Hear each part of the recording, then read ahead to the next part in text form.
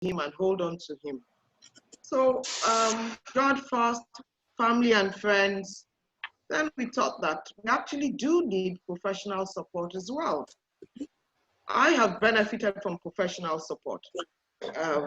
I have formally and informally, I've been able to benefit from talking to the catalyst from time to time, whether it's over dinner at family table, or actually booking an appointment and going into his office. So if the animal doesn't have a hoof, So I can hear some echo. So, can we please all be on mute for now, please? Thank you. So we do not take all of this for granted. And Sheke and I sat down and thought about it that let's help other people. We're helping each other, we're helping our family and our friends. There's some people out there who just need the extra help, who need the help from the professionals and they do not know where to go to. So that's what this is all about. We're grateful to the panelists. We're grateful to Dr. Isioma Thomas, Mrs. Abudo Akisoya, Dr. Duncan Gowen, who are here today to share some of the stress that they are going through as educators, and also to the catalyst, Lanyo Lushola, FO, and Dr. Tola Sarumi. Thank you all. So we'll start. Shake it over to you. Thank you very much. And you're all welcome to this program.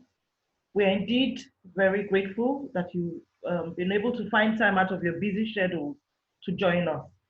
So without wasting much of your time, I would start with our first speaker, who is Dr. Isioma Thomas.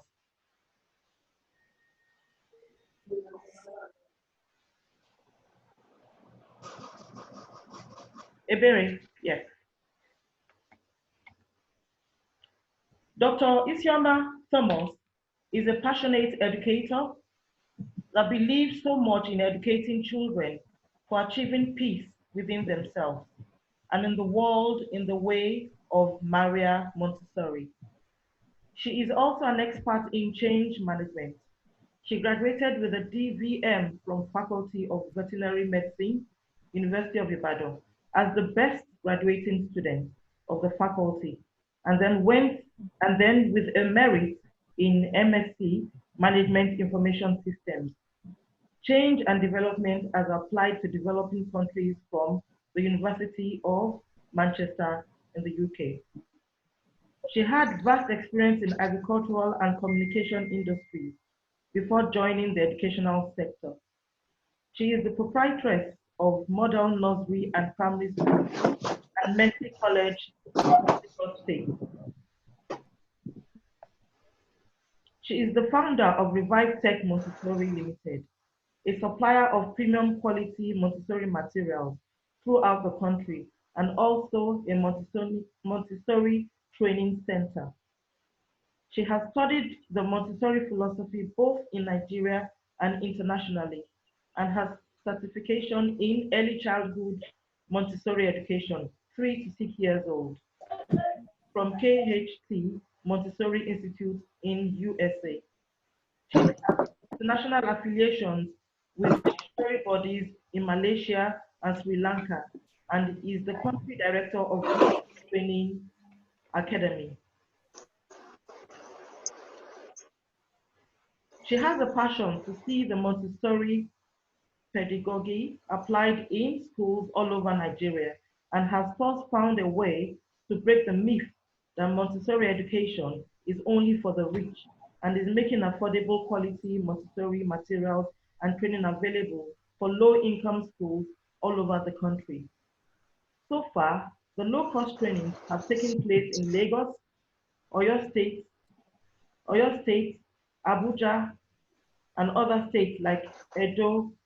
Delta State is the next online. Now, Dr. Isioma's school apparently is in Okwoba, which is somewhere after Ipaja. Those of you that know the topography of Lagos. The school is in Okwoba, and she's going to be looking into low-cost schools and the effect of the COVID-19 pandemic on the mental state of the educators, that is the teachers and the school owners. Dr. Isioma Thomas, over to you.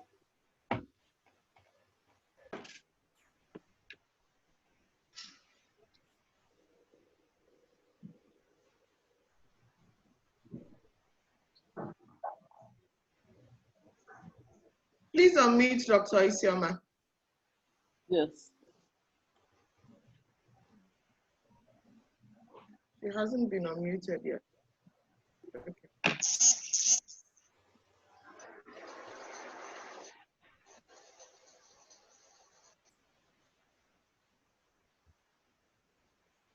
Sorry, I meant to be sharing her screen for her. So just give me a few seconds to get by.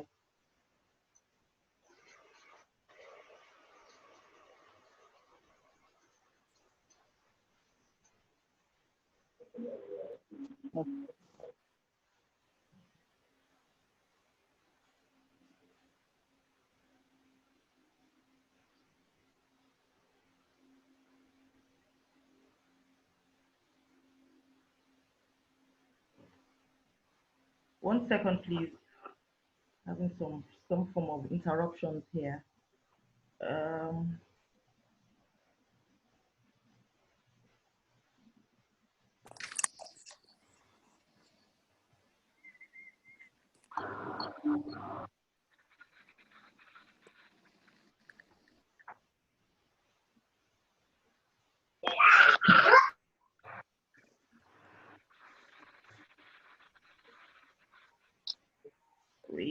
Resume share.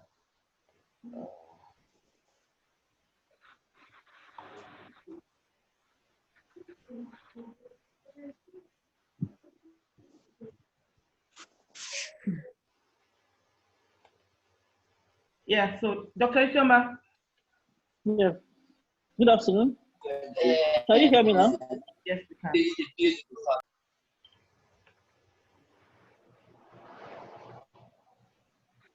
Yes, we can hear you, Dr. Isioma. Okay, let me go ahead then. So the slide is not showing, but I think I should just go ahead. It's showing because of time. Can we all see the slide? Can you see the slide, Ms. Oyeko? I can see a slide, but I don't think it's the slide that you want to put up. Yeah, it's still the bio that we can see on the slide. Oh, wow. Okay. Maybe I should just get something without the slide. Let me start again. Sorry. Let me try and start to share again. I'll start all over again.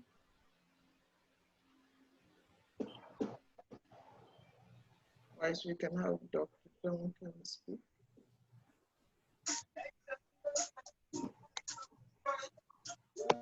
Can you see the slides now? Not yet. Wow. Okay, yes, we can. All right.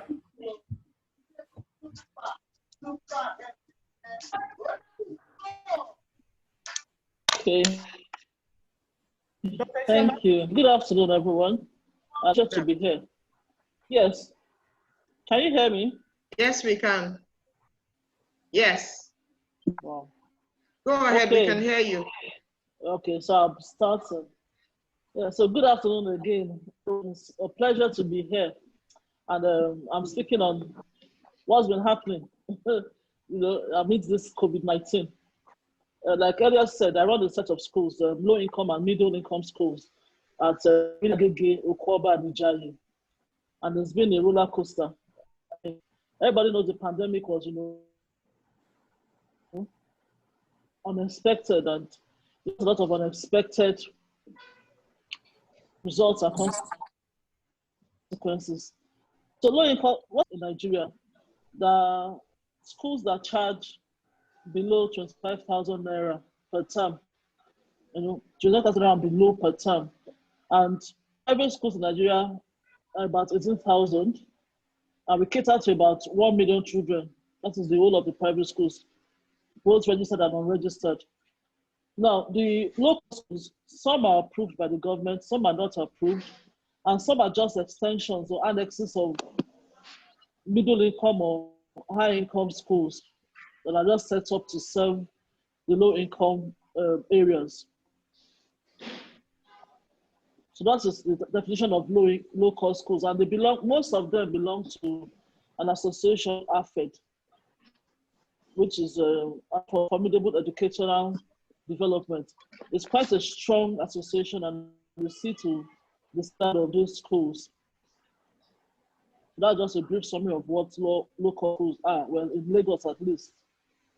So the next slide, I'm going to look at the mental state of the kids during this period, or even pre-COVID. What happened was that school fees in some schools were collected on a daily basis or with planned installments, depending on the school and the amount you're collecting.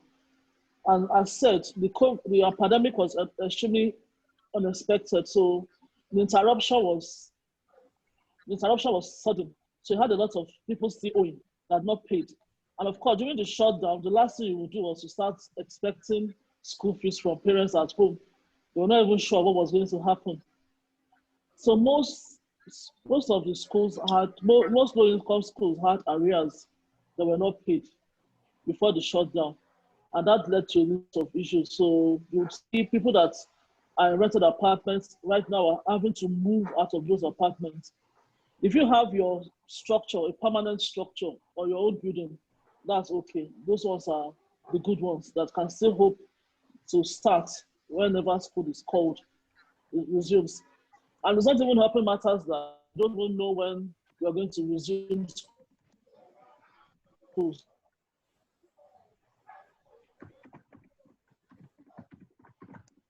About the SS and we are still now for the online schooling, not that acceptable with the parents, the teachers, and the school because of various reasons. You have the high cost internet connectivity, extremely erratic power supply, and the parents, most of them are traders, small business owners, artisans, the earn, day to day. The middle income earners, salary earners they can still adapt. It's like one of my schools, they were able to adapt to Google Classroom for some time, so just for a short period. But for the low income earners that are going to the market that have probably a phone, it was extremely difficult to have online classes. Then the next slide is what is happening now, or what has been happening since March till now that the schools have not resumed. And I'm looking at the teachers. So the next slide is what is happening now with the teachers. So for most of the schools, now let me say something. Pre-COVID, because of the kind of business I do, supplying educational materials, I met lots of school owners, formidable women, beautiful women that run low-income schools, and I was really impressed by their spirits, excellent people, beautiful women. They could go early last mile to get things, resources, just to make the educational of their school. So I really have a lot of respect for 80% or 90% of the women that run those schools, and the men too. I also met a lot of respect for them. But like I said, because of what has happened right now, most could not pay their teachers salary since March. So you also have sorry, there's a lot of noise trying to. So you also do calls, a lot of it, what we normally would not have ever thought about. They know how to look for YouTube to support what they are teaching. So that has been a plus.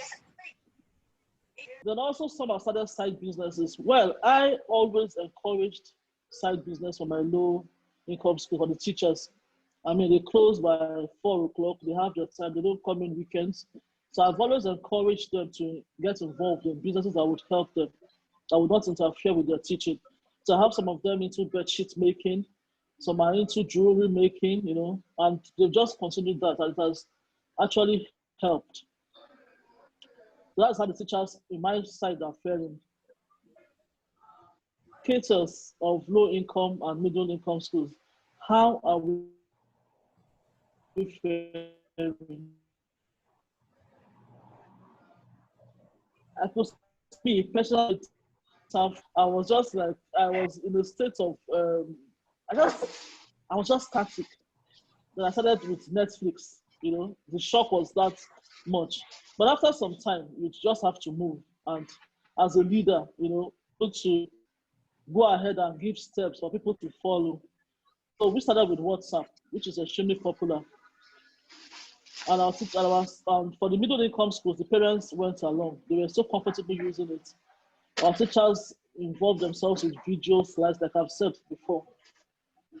But after some time, we discovered that there was still a lot of complaints because the parents, like I said, are going to work. Their phones are with them. They don't give their children phones to use, and then the data and all that. So we now started a form of blended learning. I put it in quotes, okay? So what we did was we provided physical resource, worksheets, hands-on activity, because I believe so much in pedagogy, things that they need to work with their hands. So we have to do a lot of hands-on activities that they could use. Even the higher classes, the primary 1 to 6, could use for research purposes and projects. Did a lot of combination of that. Then, then I also spoke to my educator friends. In fact, I know a school. Sorry, I know a school owner that has a school in Ikoyi, Akowojo, and Ikorodu.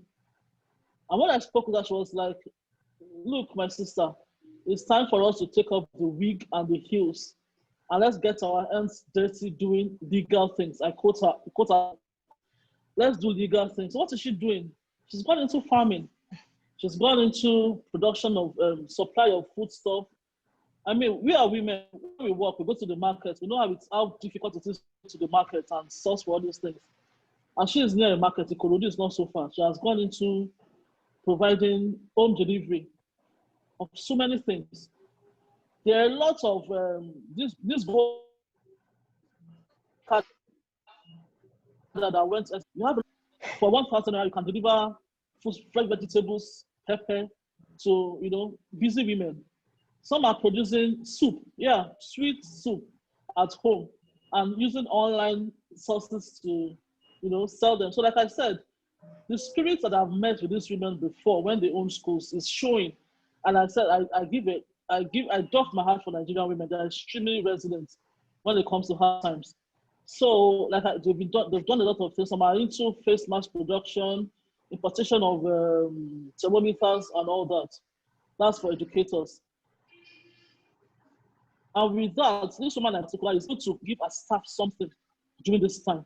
She's able to at least give some income from the side businesses she is doing. So that is it. We encourage looking into the future. What can we do? Because I said this COVID is going to, one way or another, is going to end. But for low income schools, do we just fold our hands and next pandemic or the next disaster? No. So I'm going women.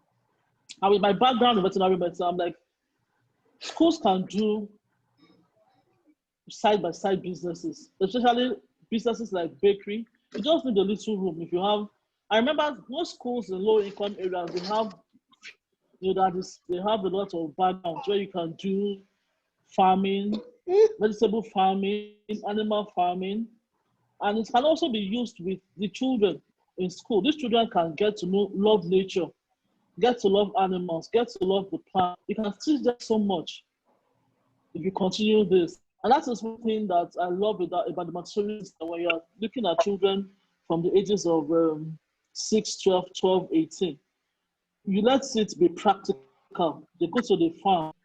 Like, let me give an example. Having production of yogurt. The children are involved in it. They're involved in the marketing. Imagine them going to meet Spa. I have eggs reproduced. This is the process of the production. I'm talking to the manager of Spa now. Okay. And before you know, they're asking about franchise, asking them how they run the franchise. So it just won't be book work for these children. They'll be exposed. And without the exposure, gives them the confidence that when they are through school, they won't be waiting for a white collar job. They already have the experience of running a company day to day. They have the experience of getting their hands into farming or being able to think above just ordinary schoolwork. So this is the means that I think schools, even all schools, should explore, having a practical aspect combined with whatever you are doing. Let the children get to know what it's all about. You can just vary it. Now, the next slide shows what the things that we are hands-on activity. We laminated, got this from sites. We bought some online, we got some free, but we use them for our classes. It ranged from our preschool to the primary. The preschool, they had a lot of things to work with while the parents were not at home. They could trade, we did sandpaper letters for them, sandpaper numbers, colors. So they had a lot of things to do while the parents were busy or were not at carers, just to keep them, busy. These are my references. I think that is all short. That is what we had to do. So in conclusion, a very try for school owners beats and being able to, stay above while others are still waiting for what they want. Well, thank you very much. And I'm able to pass on some things.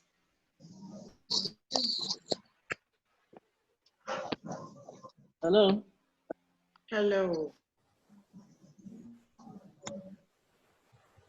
Thank you very much, Dr. Isioma.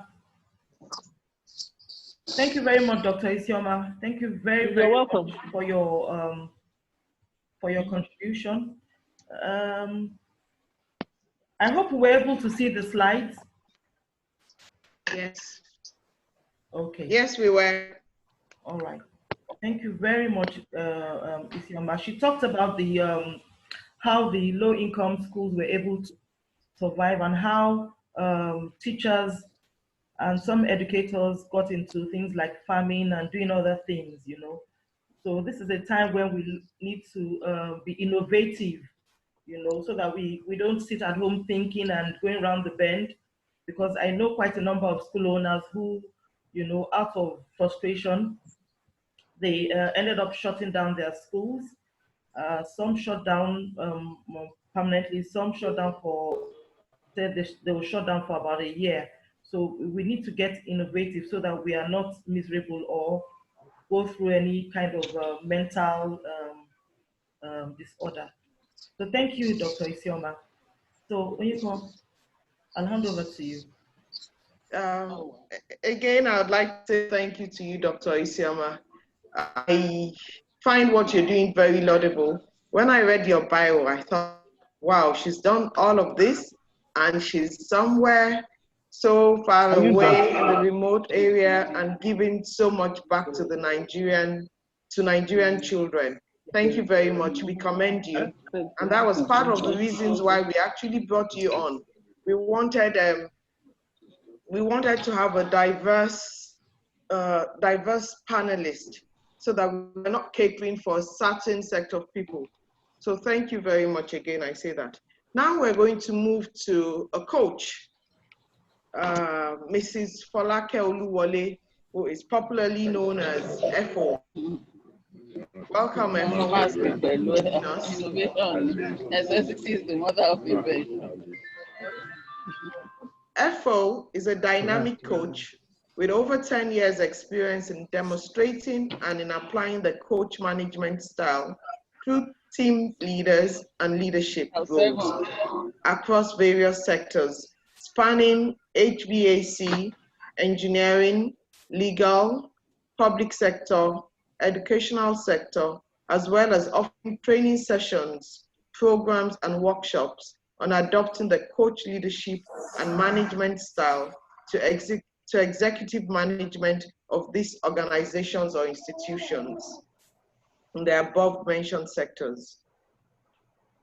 This will support the development of sustainable organizational culture, resourceful teams, and team synergy.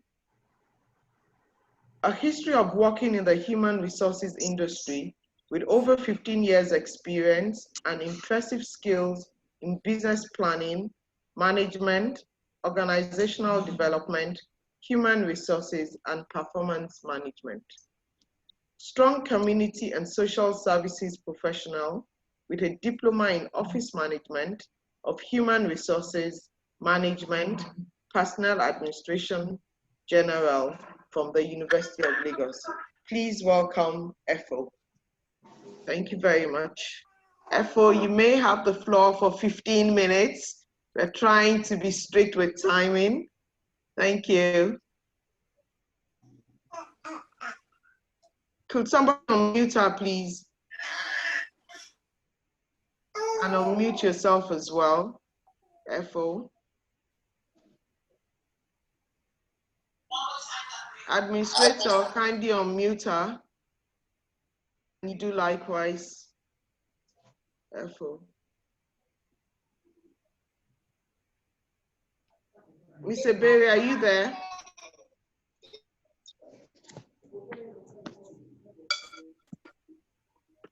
Hello? You need to unmute yourself, Efo. She has unmuted you. You've been unmuted.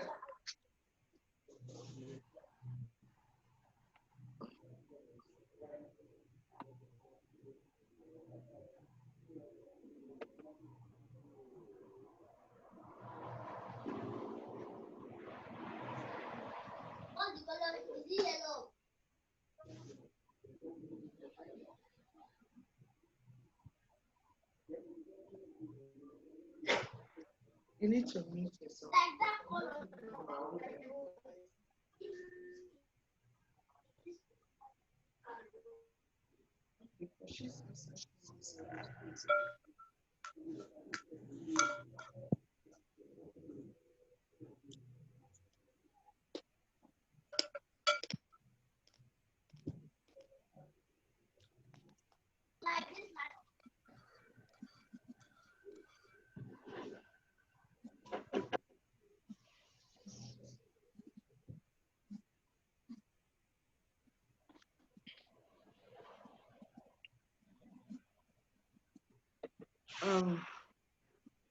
She's had a challenge because the name on can your, you hear me now? The name on your Yes, device we is can a hear you. different one. Yes, I told you. No, it's Okay. Adesheke on your device. Anyway, let's go ahead. Oh, Thank really? you. All right. Good afternoon, everybody. Thank you very much for that wonderful intro. Thank you very much, Dr. Isioma, for your presentation. So very quickly, because I've been given 15 minutes, I'm going to be talking about what to do with the not so good feelings. Okay, I'm going to be talking from the point of a coach, and I'm going to be encouraging the school administrators, the school owners, on what to do about or what to do with the not so too good feelings. What do I mean by the not so good feelings? The feelings of fear. You have fear, you are worried, you are frustrated, you feel flat, feel low. So what do you do with these feelings? And that's what I'll be speaking on, God willing, in the next 15 minutes. I would like to start by encouraging all the educational, the school owners, the professionals, the leaders in the educational sector, that you are not alone. I know that the educational sector ranks in the top 7 badly hit sectors globally, but notwithstanding, it's global. It's a global problem. So don't be too hard on yourselves, okay? The feeling is globally mutual. Secondly, it is okay for you to have these feelings. It is okay for you to have the unpleasant feelings, you know, they creep in from time to time. Like I said, the worrisome feelings, feelings of frustration, the feelings of not almost failure, you're not doing well. But what is not acceptable, what is not so good, is when you do not channel these feelings positively. your negative feelings, your not so good feelings, you need to channel them positively into meaningful use. Okay, so I'll start by asking reflective questions. I'm going to ask everyone 5 questions. They are reflective questions. You need to reflect on those questions. The questions are to help us navigate, guide our way out of the not so good feelings and channel them into positive, hopeful, creative use, okay?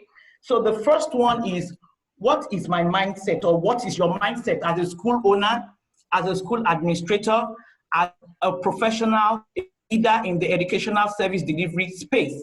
What do you think?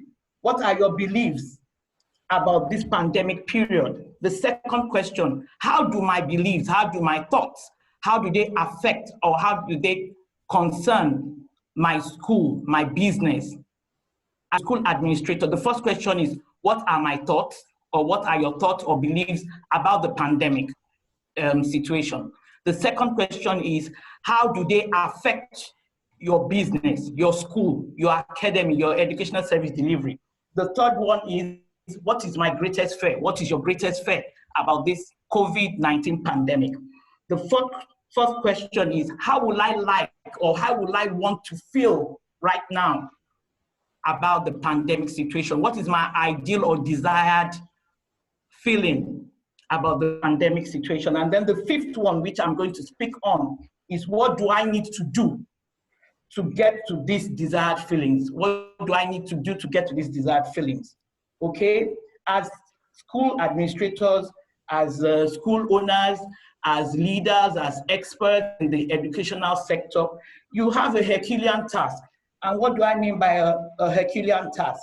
You have your pupils or your students to deal with. You have your teaching and non-teaching staff. You have your family, your children. You have the parents also to deal with, because they are going to be asking you a lot of questions. They are going to be throwing their concerns at you, and you're expected to give them some form of hopeful response. Okay, so, hello? Yes, we're here. Hello, can you We hear can me? hear you. Yes. Very good. So those 5 questions, I want you to reflect on those 5 questions, right? And then we now go on to, I would like to move quickly onto the skills. What skills do we need to develop as school owners, as leaders, as professionals in the educational sector? We need to develop some skills, and we need to develop them very quickly. Dr. Isioma mentioned resilience. There are 2 major skills. The first one, and the most fundamental, most important, is resilience.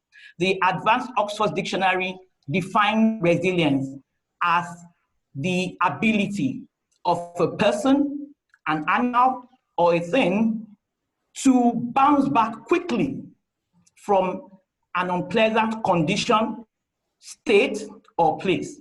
So take note of those 2 words: ability, bounce back quickly.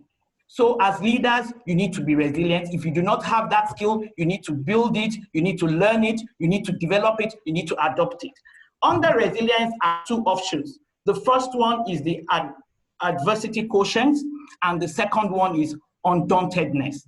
As educators, as professionals, as school leaders, I want to believe that you know about the adversity quotient. Psychologists say that there are 3 standard quotients.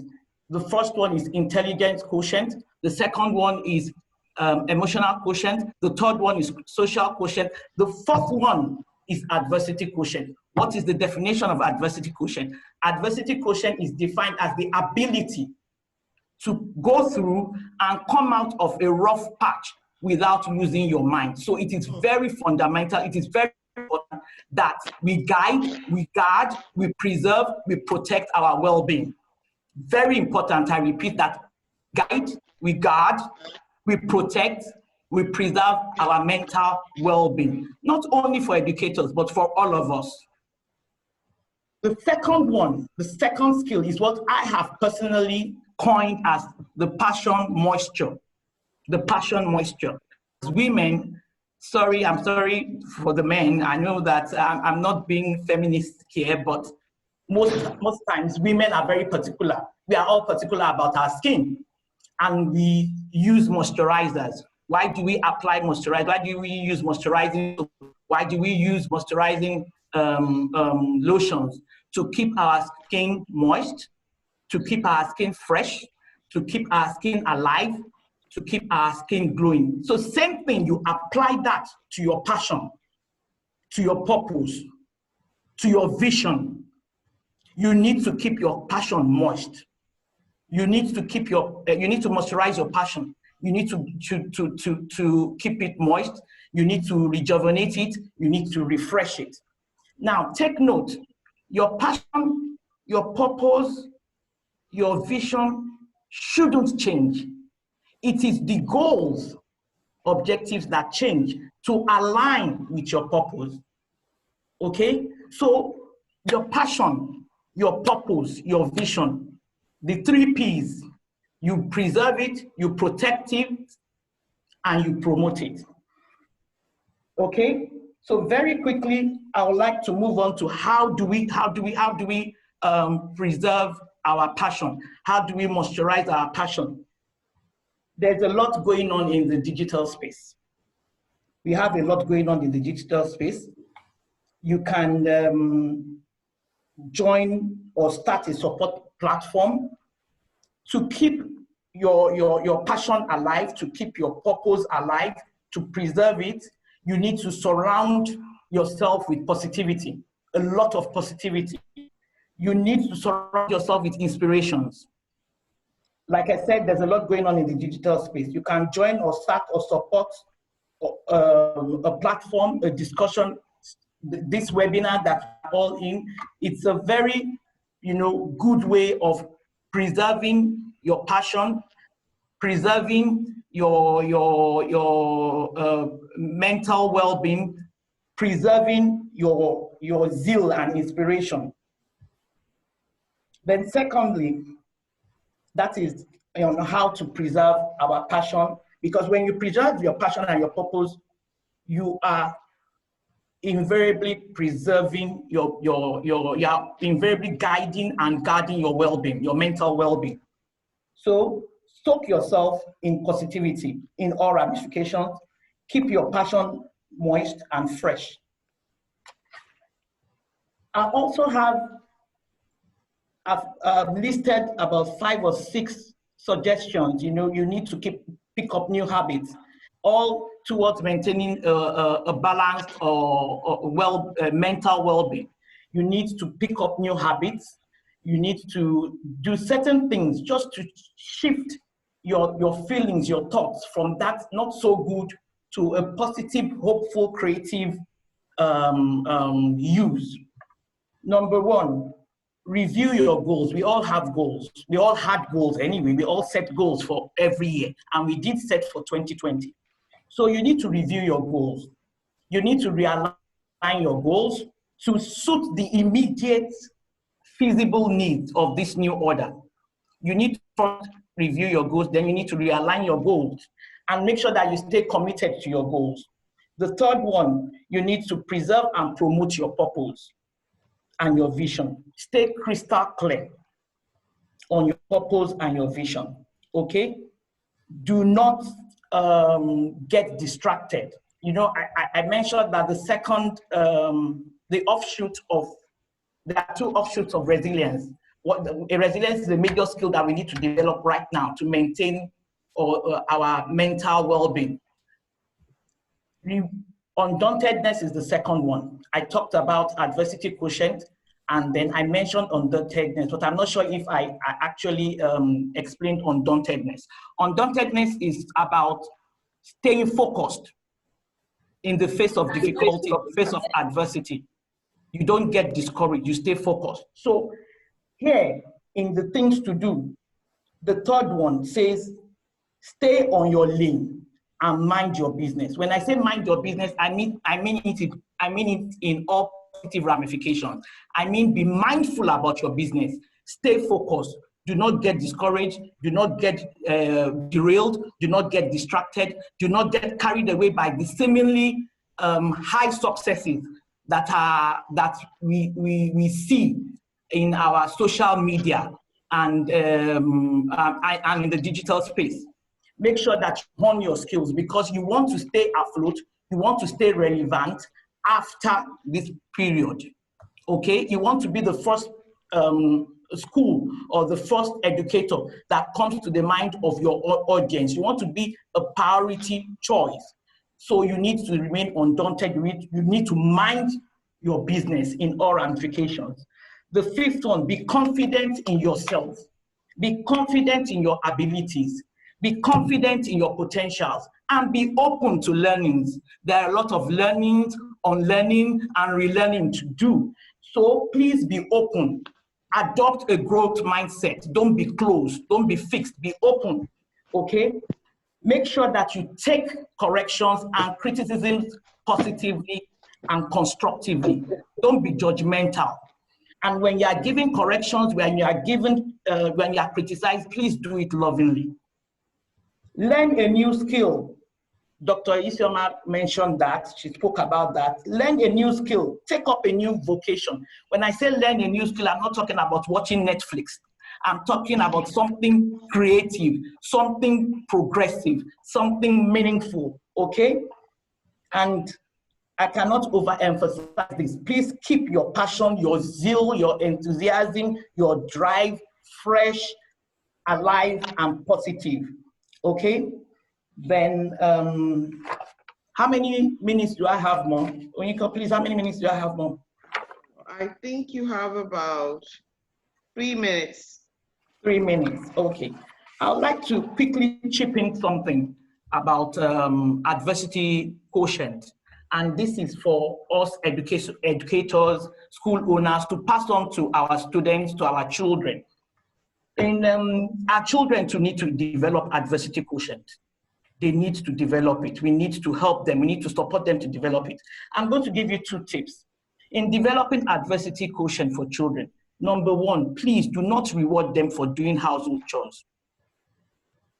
Do not reward them for doing household chores and do not use household chores or an activity of responsibility to punish them. Please, because these children, they need to develop, they need to appreciate and value good work.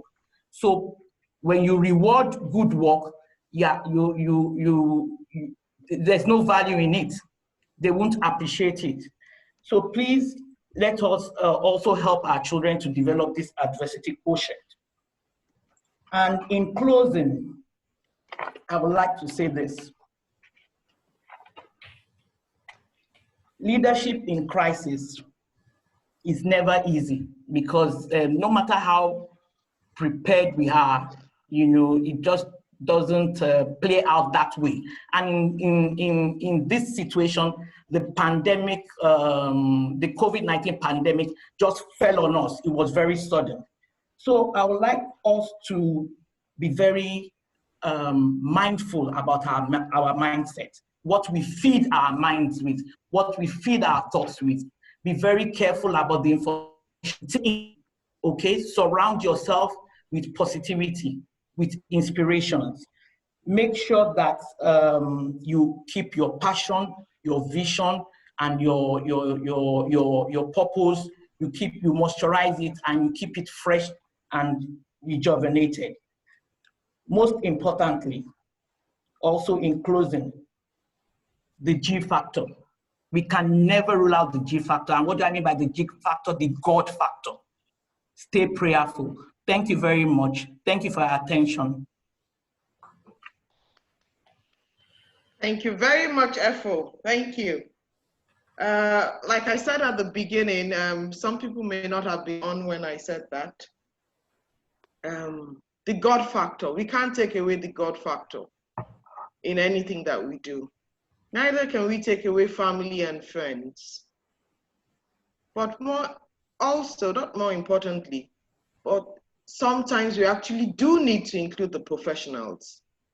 My partner and I are both school owners. We have put this out there because we also feel the pain.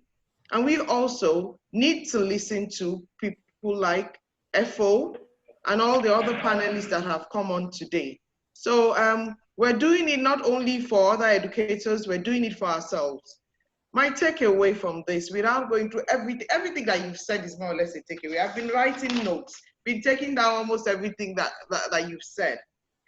But I'd like to reiterate what you said about guiding, guarding, protecting, preserving our mental well-being. It is so important. And I can now more or less articulate what Sheke and I are doing, because all of this started within this pandemic. We were busy doing, so many other things, but just sitting down and talking about the issues that we are having to deal with. That was what gave birth to Manchester Educational Consultants. It was just about talking about our own personal issues. And today, some of the things that you have said, I found them very useful. I'll continue to remember them. I've written them down from time to time. I would read and I'm sure that you would not mind if we reach out to you. I know that you run courses and trainings. Yes. So I'll make the notes available. I'll send the notes to you. Okay. I'll send the notes to you. Oh yes, I'll send it to you so that you can share with participants and refer to it from time to time. Thank you very much. Thank you very much, FO. Thank you for your contributions. Sheke, over to you. Thank you very much, FO. Thank you very much, Oyinkan. Oyinkan has said it all. And I'd like to remind Dr. Isioma and FO to please put your phone numbers in the chat room so that in case people want to get in touch with you, they can call you easily. Okay. All right. I'll do that. Yes, thank you. Thank you very much. So we're on to Mr. Duncan Gowen. He's the principal of Day Waterman School in Abeokuta. I'm sure we all know Day Waterman School is one of the best schools in Nigeria as we speak. And we have him with us. He's in the UK at the moment. So let me read Mr. Duncan's bio. So Mr. Duncan has taught both in the UK and internationally for a total of 33 years. He is a graduate of Manchester University, where he studied history and politics. He completed his PGCE at Liverpool University. He taught for 29 years in the United Kingdom at a number of schools, including Stowe School and Wells Cathedral School. He held various positions of responsibility, including being an academic head of department and a house parent. Duncan then moved to Kenya to become academic deputy head of Hillcrest International Secondary School. He then became head of the secondary school at the British International School of Bucharest, before being appointed to the position of head of school and acting principal of the British International School of Casablanca. His last appointment prior to joining Day Waterman College was as principal of One Planet School in Dodoma, Tanzania. Duncan is a trained and experienced lead improvement partner for the Council of British International Schools and has worked for the Independent School Inspectorate as a boarding coordinating inspector. So we can refer to Mr. Duncan as an African, can't we? He's well traveled within Africa. So Mr. Duncan is going to be speaking about the well-being of staff. So Mr. Duncan, over to you. You're welcome, Mr. Duncan. Thank you for coming. Thank you very, very much for your welcome. And gosh, I have two difficult acts to follow. Thank you so, so much for your inspiring presentations. I'm hoping that I can share my screen or I've got a number of slides I was hoping to speak on. I've sent them through, but is my screen showing slides? Not yet. Not yet.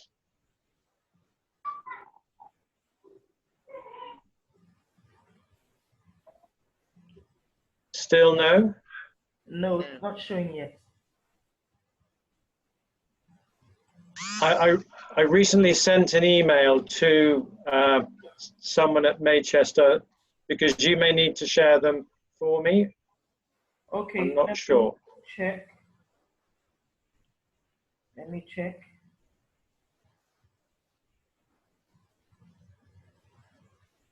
Oh yes, I've seen it. I've seen it. I'll just quickly send it to the administrator. But you. Whilst you're sorting that out, could people please check the names on their devices to make sure it's their name? Because we're having, other names come up. So there are a few devices under Adesheke Odojukan.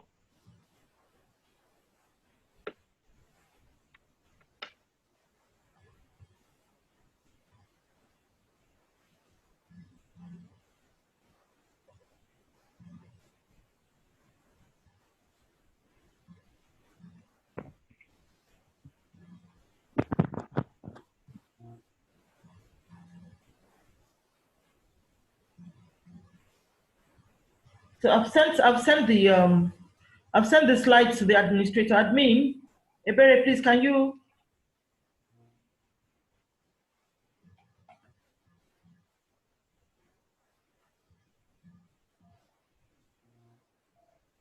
What I wanted to talk a little bit about whilst we're waiting is trying to set the current scenario that we're all facing in quite a sort of positive light, in the sense that, yes, just building on the previous speaker's observation about trying to be positive in this very, very difficult environment, just trying to see how this situation can be seen as an opportunity to develop. I'm trying to frame it in the context of what is a normal teacher role, old-fashioned normal, how the new normal is impacting upon the role of the educator, the role of the teacher, and then looking at the effect of the pandemic and how education has a real challenge at the moment, simply because of the difficulties being faced around the world. I'm in the UK currently, and as many of you know, the British government has decided that schools are to resume in September, for 4 weeks away. But there is real anxiety, incredible concern about whether that is actually a realistic possibility. It is going to happen, I can assure you of that, but there is an awful lot of anxiety regarding that. Okay, good. Okay, so I hope everyone can hear me.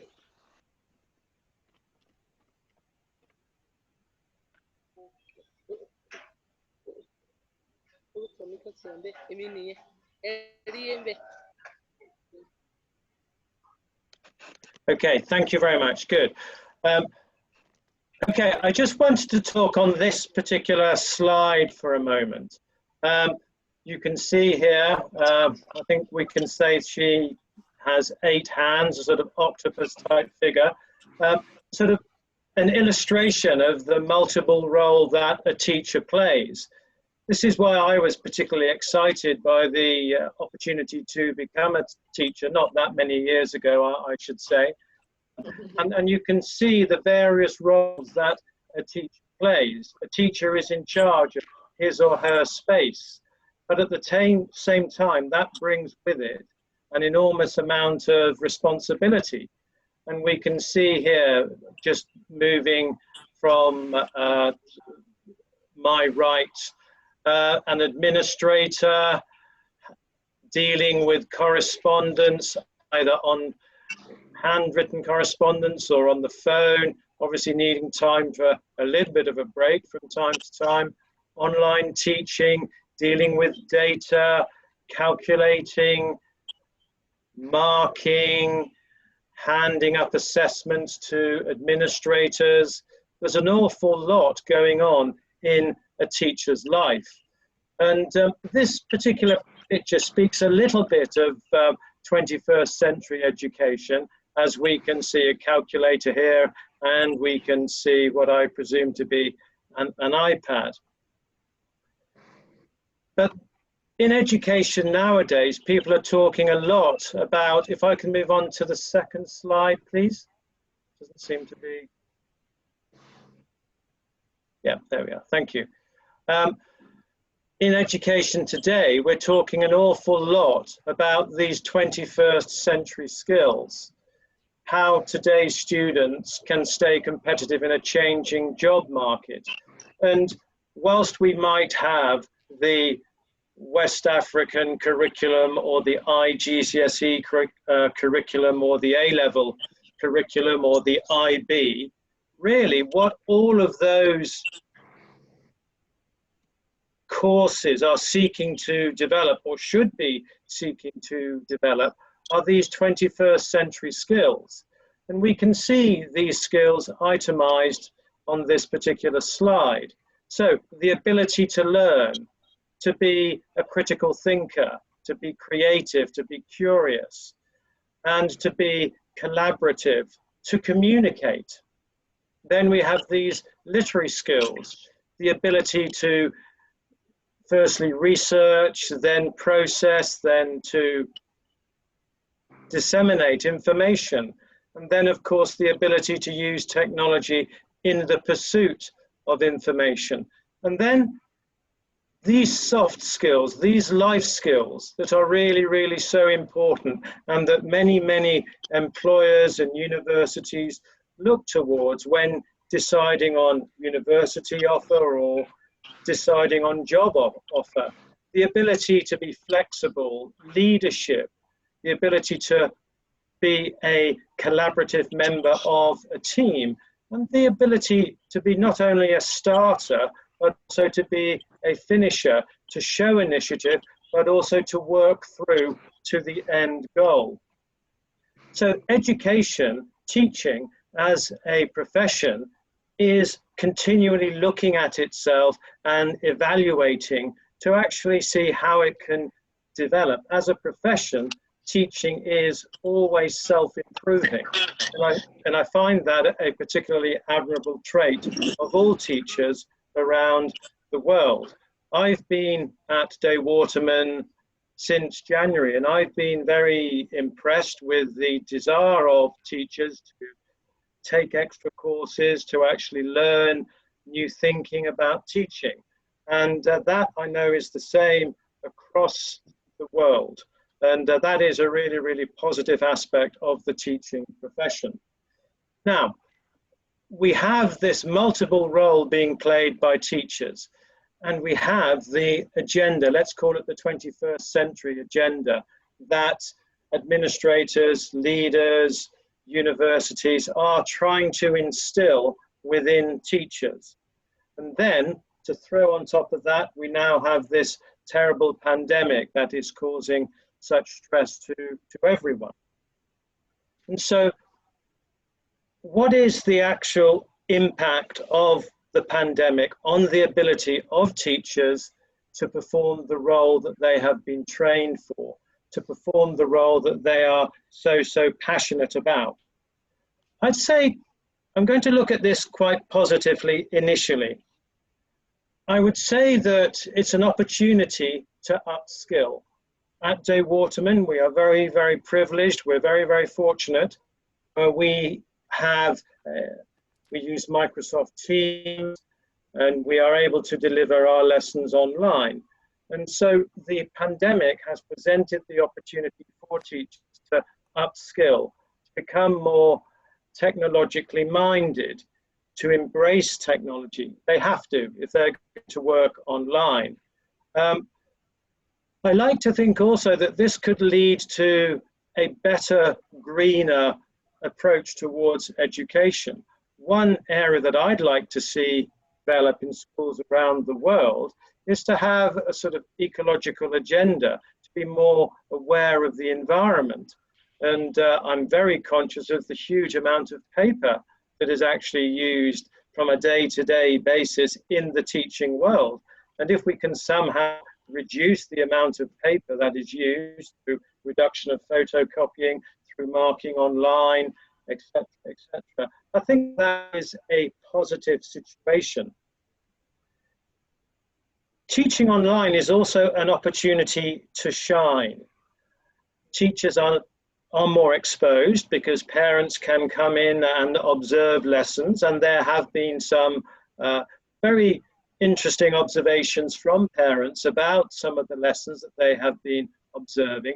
I think as educators, we should always be willing to listen to critical friends, because often they have some very, very valid points. So the opportunity to shine is something that the pandemic has actually given to teachers, and some are really thriving in that particular environment. But as educators, we have the chance to support that process. Again, at Day Waterman, we were fortunate enough to be able to use technology to introduce a system of online lesson observations. We have an agreed minimum standard for lessons, and when we observe lessons, we try and make sure that all of those standards are met. If they are not met, then we offer positive feedback in the hope that the standards will improve. As educators, we have to try and continue to operate our best practices online. As administrators, as leaders, we have to continue doing what we would normally do if the school was physically in session, and that means going into classes. In terms of the development of soft skills in the online situation, in the online context, like group work, like group presentation, students taking leadership within the class context, we found that a little bit challenging as our technical skills need to become more advanced. And so certainly that's an area that we need to develop in the months, I hope it's only months, that lie ahead. So certainly next term we're going to be encouraging colleagues to make sure that they have breakout groups within each lesson so that students can collaborate with each other, and the teacher can go from room to room to room, just as he or she would if she had or he had organized a lesson in a physical sense. So trying to recreate as much as possible the sort of physical aspect of teaching online is a challenge. It presents an opportunity to shine. There is, however, quite a leap of faith involved in all of this. And trust is so, so important. If one looks at manuals on business and what makes a successful business, what makes a successful leader, the ability to trust, to have confidence in the people that you're working with is so, so important. And just as I trust my colleagues to perform to the best of their ability, whether they're in class, physical class, or whether they're online, I encourage my colleagues to trust students to actually put a lot of effort into their online lessons. And this is where there is potentially a stumbling block, because we've already heard about how the welfare of students is being affected and how their motivation to learn is being challenged. And I can understand that. And that's why, as educators, we need to try and embrace this new technology, encourage group work, encourage collaboration, just to try and create as much reality as possible in this online context. From a teacher's perspective, this leap of faith, this trust, is actually, it is very challenging, because as we all know, in the physical classroom, there is the opportunity to have more direct control. You sense being in control a lot more. Yet online, it's not like that at all. So therefore, you're being challenged to be even more inspirational in your teaching, to really ignite the passions and the enthusiasms, the curiosity of the students that you are teaching.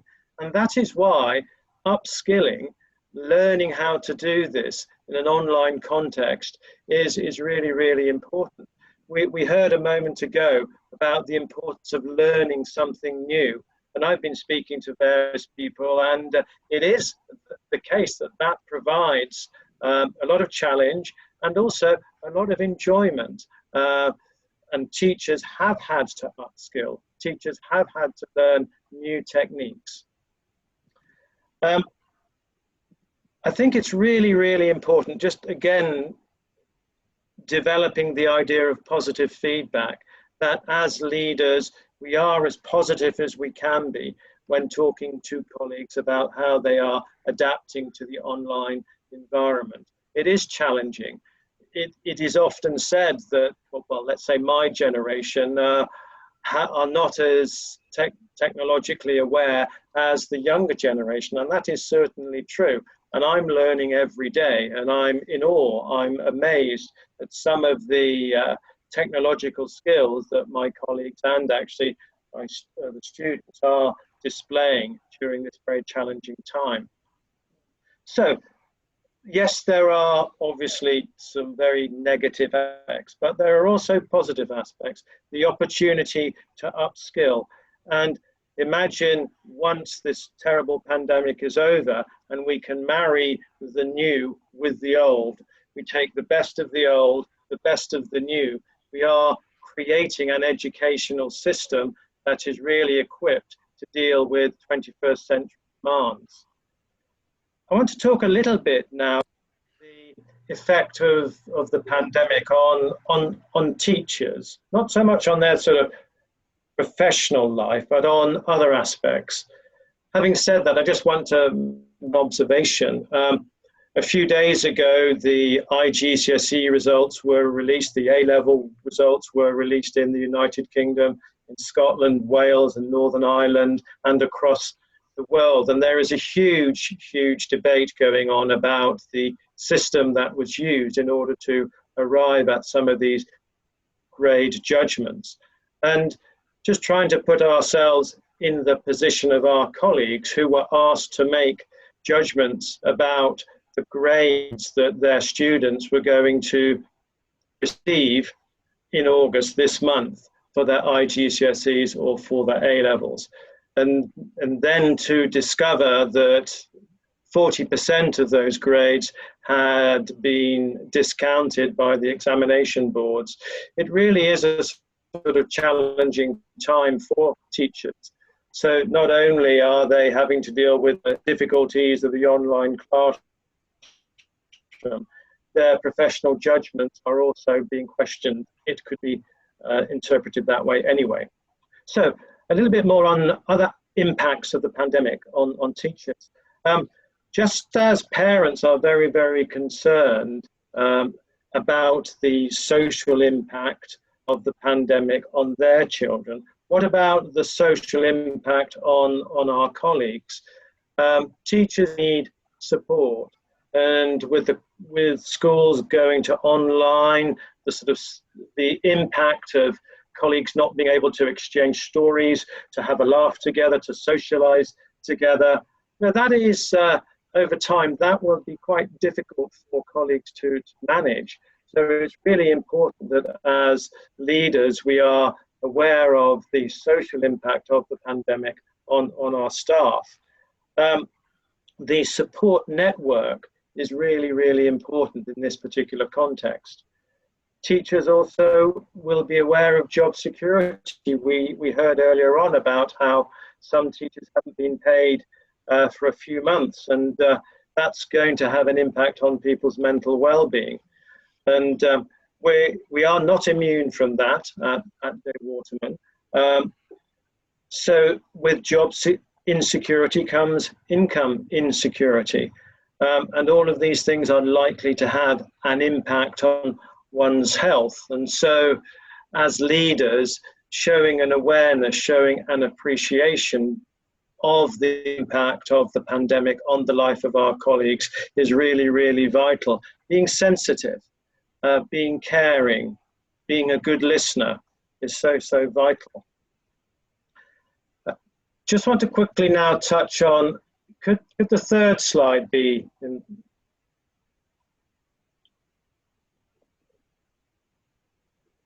the third slide, is that possible? Yes. Admin. Thank you, yes, okay, great. So with regards to the end game, we all hope that come January, even earlier, there is a vaccine. But of course, that isn't the end of it, because that then has to be administered, and we then have to be continually watchful for another outbreak.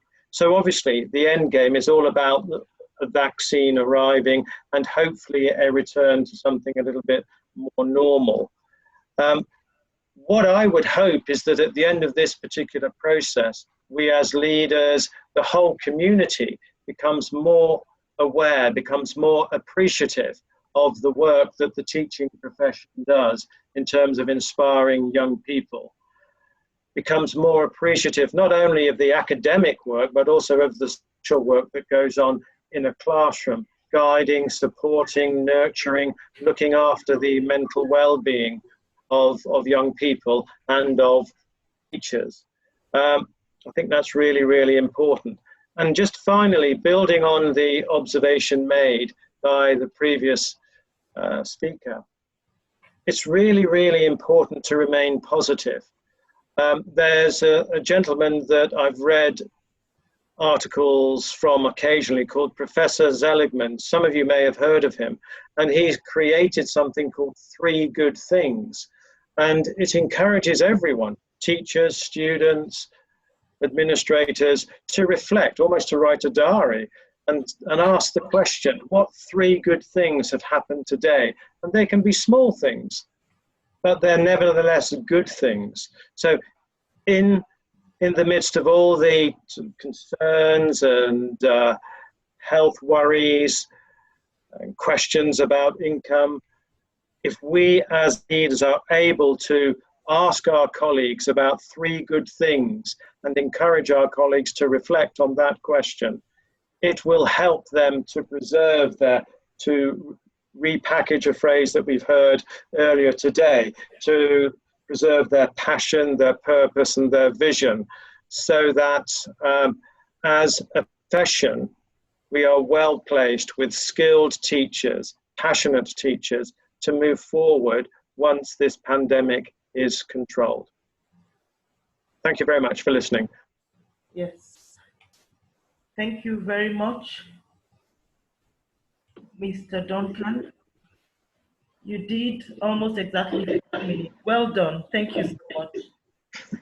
Yes. Thank you. So I hope we were able to take some things away from what Mr. Duncan spoke about. One very important thing I took away was that as an educator, I should remain positive. It's really very, very important. In the midst of all that is going on, we should remain positive. You know, the teacher is a multitasker. You know, the teacher is always multitasking. And it hasn't been easy for teachers during this time. So at this time, we're advised to remain positive so that our mental state and well-being can be positive. So I'd like to go. Oyinka, do you have anything to say? Well, I actually did like when he said it's an opportunity to shine. And indeed, I found that it is an opportunity to shine. At the beginning of the pandemic, when we were transitioning into virtual online and virtual learning, it was something new for a lot of people. And then my staff were encouraged. We did some training and we started. And when I'll be in class with them online, I'll actually imagine that I was the teacher and my head of school was just there watching every step, watching everything that I was saying. And you know, I did feel for the teachers that they must be nervous. But over time, they picked up and they just started to flow. And they're actually shining so bright now that I'm beginning to see strengths that I didn't identify in them before. So I'll encourage teachers that this is an opportunity to develop. It's a period where you need to develop yourself. Take every, you know, pay attention, whatever skills that you need to develop, focus on it and do it. It's time to shine. It's an opportunity to shine. Thank you, Mr. Duncan. And he also talked about the ecological agenda. You know, we should try and reduce the use of too much paper and photocopying and all these things to safeguard the environment. And that just goes to show that online teaching is here to stay. You know, with online teaching, we use less of these things. You know, so online teaching is here to stay. So all teachers, all educators should be ready for this. I mean, it's not something that's going to be pushed away. Even parents too should be ready for this. You know? Yeah.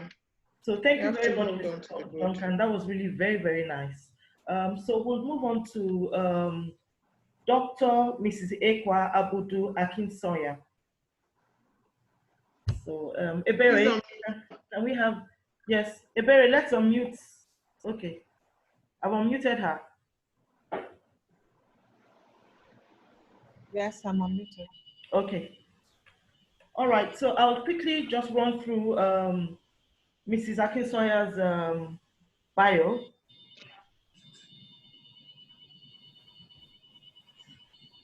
So Dr. Akinsoya is a lawyer, an educationist, and a chartered administrator with the ability to lead, manage, develop, and inspire organizations to grow.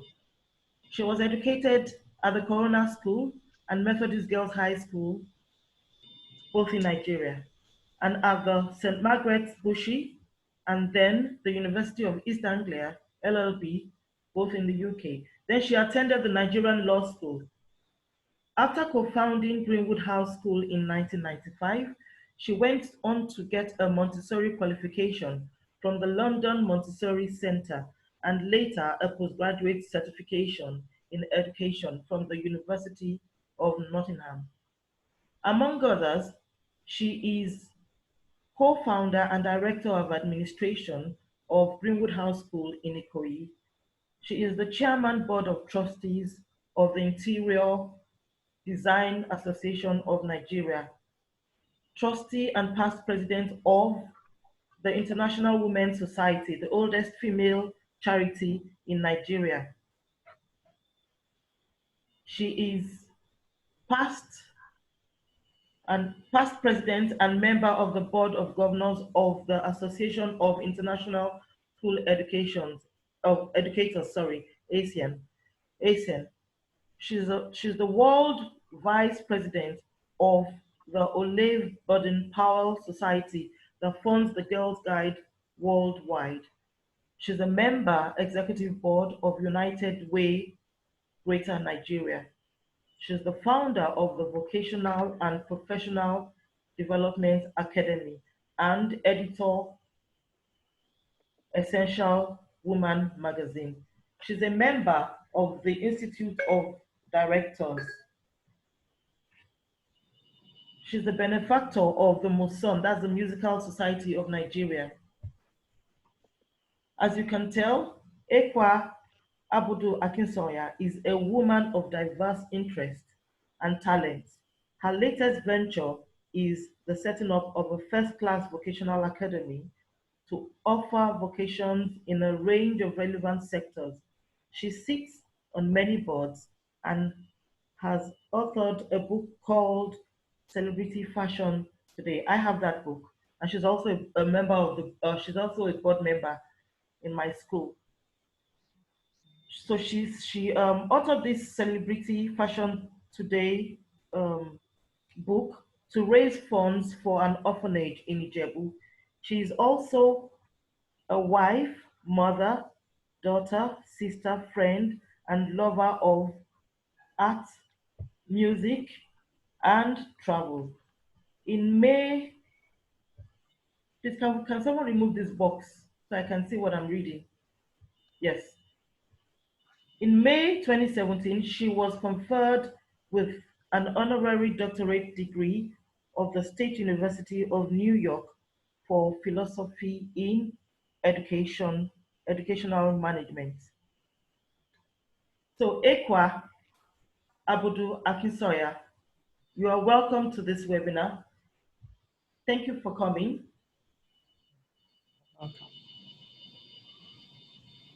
Okay, everyone, it's nice to be here, and thank you to all the speakers before.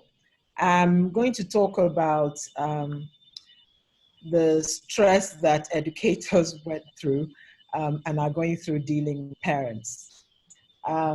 First, to start off with, I would say that positivity is very, very important. And I think that part of what helped me was maybe as a young guide, I'm always be prepared is, always there. And then my own personal mantra, Philippians 4:13, I can do all things through Christ who strengthens me. And that's been my personal mantra from when I was in university. So when the pandemic occurred, we just had to move with that and, share that vision with everyone. Thank Greenwood House School turned 25 years this year, and thank God we managed to have our celebrations in January before the pandemic started.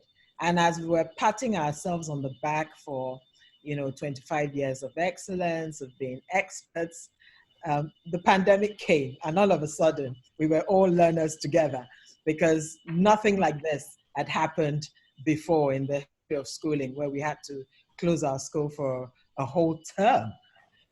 And I would say that, as educators, we manage ourselves, manage our teachers, our staff, our children. But with us, managing parents became very fast a priority. Because for the level that we are teaching, I mean, we have a creche, play group, and nursery and primary. Our parents were very key to any success whatsoever of online learning. So our parents became they've always been important, but they became a priority for us. And it became apparent very quickly that we had to adopt a role of caring and attending to the needs and the mental wellness of our parents. And it is very key to remember that as educators, we are supporting our children by supporting the parents. And I repeat that, especially at our level, we are supporting children by supporting the parents. And at the end of the day, we built many new wonderful relationships. And I would want to just say thank you to Greenwood House School parents, because we came, we saw, we conquered. It wasn't easy, but they bought into what we were doing. And at the end of the day, I can say we had a very successful term. I have a lot of my teachers here who are on board. And incidentally, last year, our staff retreat was actually on mental wellness of our whole community as a whole, because we see ourselves as a family. So the teachers went away for a weekend and they spoke about their own mental wellness, identifying the mental wellness of children and understanding where parents are coming from, because everybody's experiencing different things at different times. In this journey, the first thing that we needed to note was not take anything personally. Questions, criticisms, resistance, don't take it personally. I even joined a group in America called parents.com. And it really helped me to have an insight of what our parents were going through. Because you find out, as everyone has said, that all parents all over the world were going through the same thing. And that really helped me because nobody there knew me. And the complaints on that platform were very similar to the complaints I was getting from my parents. And of course, school, the purpose of school was suddenly defeated because for a lot of parents, for a lot of our children, school is the sanctuary. And for parents, school is a sanctuary. All of a sudden, the children are at home. This concept of online came. We had to explain and explain to the parents. The government didn't come out with a definitive statement, so parents were confused. We very quickly had decided that from the 20th of April, we're going online, and that we're going to finish our set curriculum and our learning objectives for the academic year. And parents didn't really understand that because there was so much confusion going on. There were schools who were doing palliative teaching and they were, charging, little or nothing compared to us. The government was saying there's no third term. And parents were calling in and saying, oh, Mrs. Abudu, perhaps we'll sit this one out. And when school starts physically, we'll join you. And so we had to explain to them that this is it. It's either e-learning or no learning. And communication became very key. I was writing love letters to the parents. Like I'd send out communication, it'd be 3 pages. I would explain and explain and explain. And even after explaining, they would still call because I knew COVID wasn't going away soon. This is the new normal. And we didn't want any child to be left behind. So we didn't give there was no option but to go ahead with what we were doing. And so first you have to persuade them that, look, this is a good thing, it can work. This is the new normal. Then onboarding with learning platforms. Teaching them, they have to go onto Google Suite. They have to upload material. They have to hand in assignments for their children. It wasn't easy. And there was a lot of frustration. We had parents who were dealing with having multiple children and not enough gadgets at home, frustrations with the internet, additional expenses because of diesel and all that. And looking at teachers in class, they were in the class with us, the teachers were exposed. We had to encourage the teachers. And parents were coping with all sorts of issues themselves. We had to understand that some of them were facing job loss, a lot of businesses had gone down, and a lot of anxiety was happening. And you can imagine when we decided eventually to charge fees, it didn't go down well, but eventually we were able to come together and reach an agreement. And what is important was communication. I told teachers, I said, you have to be ready to answer any question because they don't know and we don't know. So I had a lot of up to 1 hour conversations with our parents at all hours of the day, and all our management team and the teachers, they were ready to do that. They were receiving calls till 11. It was very important to be available. I can tell you it can be very exhausting. There was one Sunday when someone in my family calculated that I'd spent close to 8 hours talking to parents on the phone. And this was a Sunday, my day of rest. But they kept on calling, each parent calling about different things.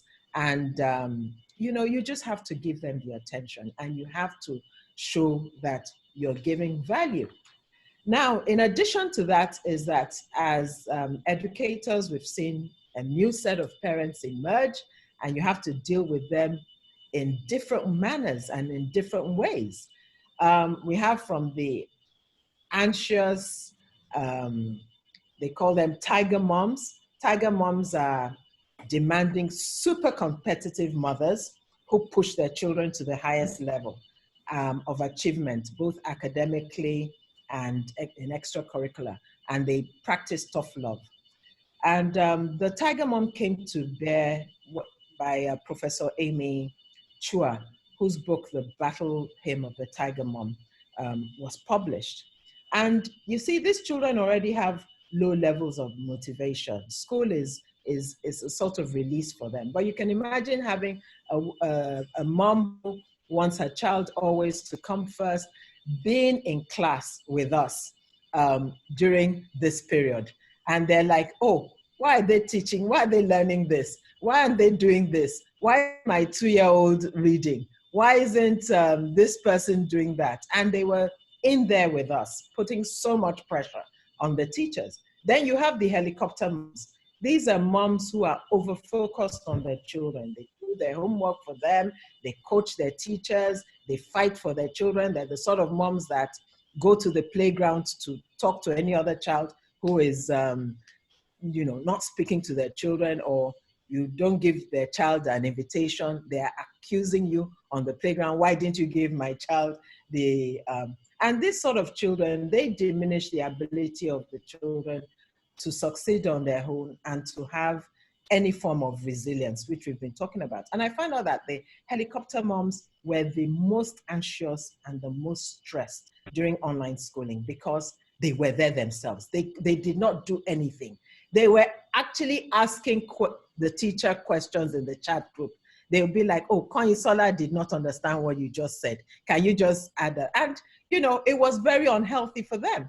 So you're dealing with different types of mothers. And then we have the overindulgent moms who had left all the discipline to the school. And of course, it bounced back because when they had to deal with the children at home, it was impossible because these children would just not sit down. And then we had to intervene and talk to the children and counsel the children and, tell them, we'll put them on the punishment board or give them slips. And then, uninvolved children. But the thing is, parents are indeed the children's primary life coach. And you can't, the parents, we had to tell them, at this point or at this stage, what you have to do with God's guidance, love your children, be involved and supportive, but also authoritative, and know that your children must be left to face natural consequences in life. This will help them grow up. This will help them be resilient. So we be firm with your children. You're not your child's friend, So parents telling us he's not able to concentrate, he's not sitting down, be firm. You're not their friend. You need to sit down and be firm with them. At the end of the day, the parent-school partnership is the best. That's what works the most. And so as educators dealing with parents, the first thing to do was as educators now, you need to be ready to adapt. The world is changing. Adaptability is key. You need to be prepared to do what you need to do to make sure that your children's learning objectives are met. And it means keeping promises that you've made. It means responding to complaints with dispatch. I find out that, look, a parent called me and said he's not going to pay any fees. He's heard of other schools that are charging 30,000, this, that, and the other. He's from a certain part of the country. His work is not doing well. And I just said, okay, sir, it's fine. I said, let's talk. This is what we're doing. We're going through our curriculum. The children are learning. They're going to do their they're going to do all their learning objectives. For the children in primary 6, we're preparing them for the next level. This is what we're doing. We have our classes from 2 to 4. We have a clinic so that children we know everybody, we have differential learning. So we know everybody doesn't learn the same way. So if you have a problem, yes, your child has a problem, don't worry, between 2 and 4, call the teacher and we'll schedule you and you can have one-on-one. And I must say that the teachers were brilliant. Honestly, most of them, as Onyeko said, shot out like superstars. And, there were so many hidden talents that we did not realize. And I want to say thank you to all of them. There's so many of them on this platform. But they were there. Even on Saturdays, they were doing clinics. And this calmed our parents down. And by the time I finished explaining to the parent, the next day he paid for the 3 children in full. And, that is what is very important. And it's a delicate balance. You have to make the parents feel important without compromising on the core principles of your school. It's a delicate balance. They are stakeholders. And whether we like it or not, they're very important in everything that is happening. So be open, constant communication. I can tell you, though, I'm saying constant communication, but yes, at some point I was tired, of talking and talking and talking. We encourage all your staff as well to talk to the children. Collaboration was very important. Solving problems that they had will keep you consistently learning, constant learning and responding quickly. Nobody knows it all. We're all literally figuring it out day by day. But let them know that that is what you're doing and that your partners and your collaborators, and in a very deep way. Be firm, but you can show some vulnerability so that they, you have to show empathy to their situation. Someone comes up, is very angry, is talking to you. By the time you have a conversation, do a lot of listening. You find out that some of the issues don't even have anything to do with school, but with their own environment and what they're going through. And by the time you just listen, the parent calms down and then you're able to move ahead. But what would I say? There are different survival mechanisms. I like what all the things that FO said.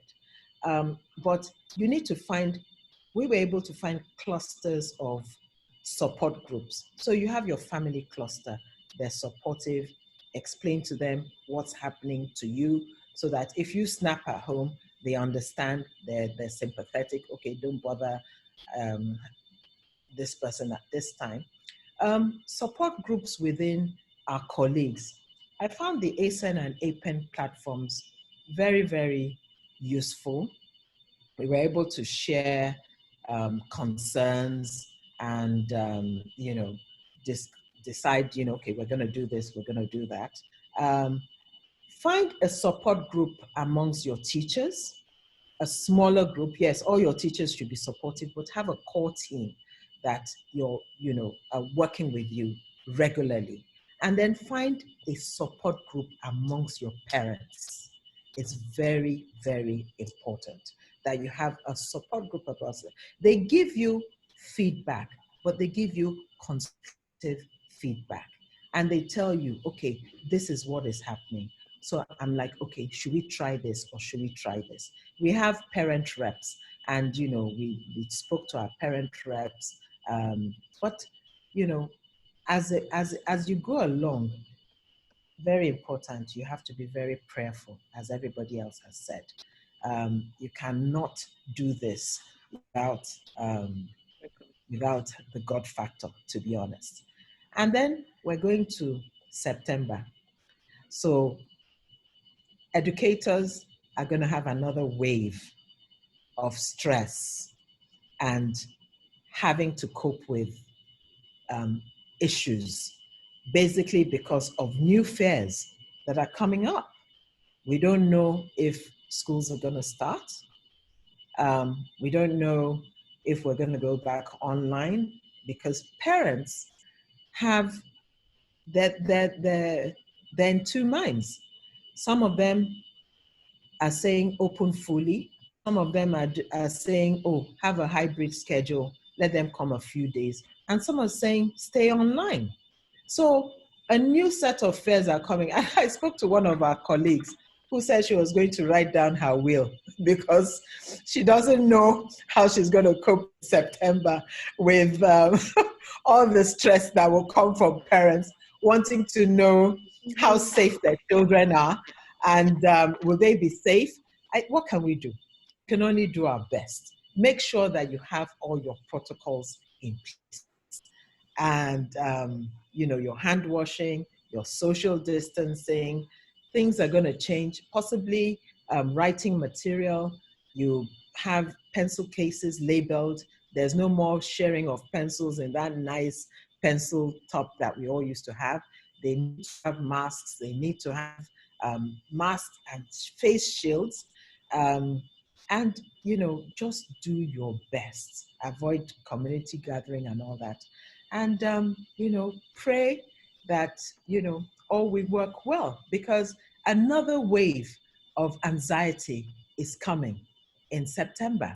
And you have to find ways to deal with it, because the parents are going to put on the pressure. So be forewarned. And you have so many experts here that have already told us things we can do to mitigate going off completely. I thought it was a bit excessive, my friend writing her will, but she says her blood pressure has been going up, and she only had a few calm moments, a few calm weeks, but it's rising again as she's in trepidation of what's going to happen in September. So what can I say? Follow the advice of the professionals. Remain prayerful. Find good clusters. And this is across board, even parents too. Find your own support group. Find your educators, find your support group amongst your colleagues, your family, your friends, a small support group amongst your parents and amongst your staff. You need, as a school owner, you need a strong support group among your staff. It's very, very, just create a vision team that are motivating you and telling you, okay, you've got this, let's keep on going. They're bringing ideas, they're problem solvers, they're helping you, and continue to collaborate with your parents. How much time do I have? It's time up. Okay. So, okay. My time is up. So I'm happy to speak to anyone about, other things that you can do. And I wish everybody here, parents, school owners, teachers, everybody in the community, I wish you all the very, very best as we go into next term. And stay safe, everyone. Thank you. Thank you very much, Mrs. Akinsoya. Thank you so much. That was really, really very informative and insightful. I remember when this whole pandemic thing started. As a school owner, I never wanted to wake up in the morning because I was so worried. That was what it did to me mentally. And so one of those mornings when I managed to wake up, I had to call Oyinko. And I said, Oyinko, what are you doing? How are you managing? And then she was kind enough to give me some kind words. She also advised I should use some apps and all that. And that was the beginning of our journey. We now decided to collaborate. And what I have heard from the speakers today, most of them have talked about collaboration. Collaboration is key. And Dr. Akinsoya talked about finding clusters of support. Find clusters of family support, find clusters of support from your colleagues, and also groups like ASEN and APEN and other school groups. And the educators have been so good. We've been so good to each other. I mean, collaboration has been key in everything that we've been doing. She also talked about the God factor. Again, she mentioned the God factor, which is really, really very, very key. She also said that communication is key. Communication with the parents is key because, like she mentioned, what happened, this coronavirus, affected everybody, parents, educators, everybody, we're all in the same shoes. And communication is key because, and also with parents, you have to be very, very patient. You have to talk to them. You have to be patient with them and make them understand. You have to show empathy towards parents. And don't forget that parents are stakeholders in this school business, and which makes them partners. And so we have to work hand in hand together to bring out the best in our students, in ourselves. Thank you, Dr. Mrs. Akinsoya. So, Oyinkan, over to you. Okay. Again, I also say thank you to you, Dr. Akinsoya. Those were very helpful tips that, like I said, we're in this for ourselves as well. We're school owners too, and we needed to hear some of the things or all of the things that you said. Thank you. We appreciate you. So it's about 12 minutes to 4. We're hoping to end this by 4 o'clock. We're going to do a bit of reshuffling. The catalyst has requested to speak next. Shaker, please bear with him. And I have contacted Dr. Tola. She says it's okay. So we're going to have the catalyst next. And I've also been told that we have some technical issues. So Ebere might not be able to share the slide. So I'm just going to read Lanre's bio. So please listen, and hopefully it may come on later. The slide may come on. Lanre Olushola is the founder and chief catalyst at the Olushola Lanre Coaching Academy, a mind, emotions, and behavioral change coaching academy working with individuals and organizations to transform lives by transforming minds. He is renowned for pioneering the life coaching industry in Nigeria and creating the first wholly integrative coaching academy in West Africa. With over 2 decades of coaching experience, the Catalyst is a certified General Electric, GE Executive Coaching Master Trainer, and a GE Regional Controlville Executive Coaching Faculty member.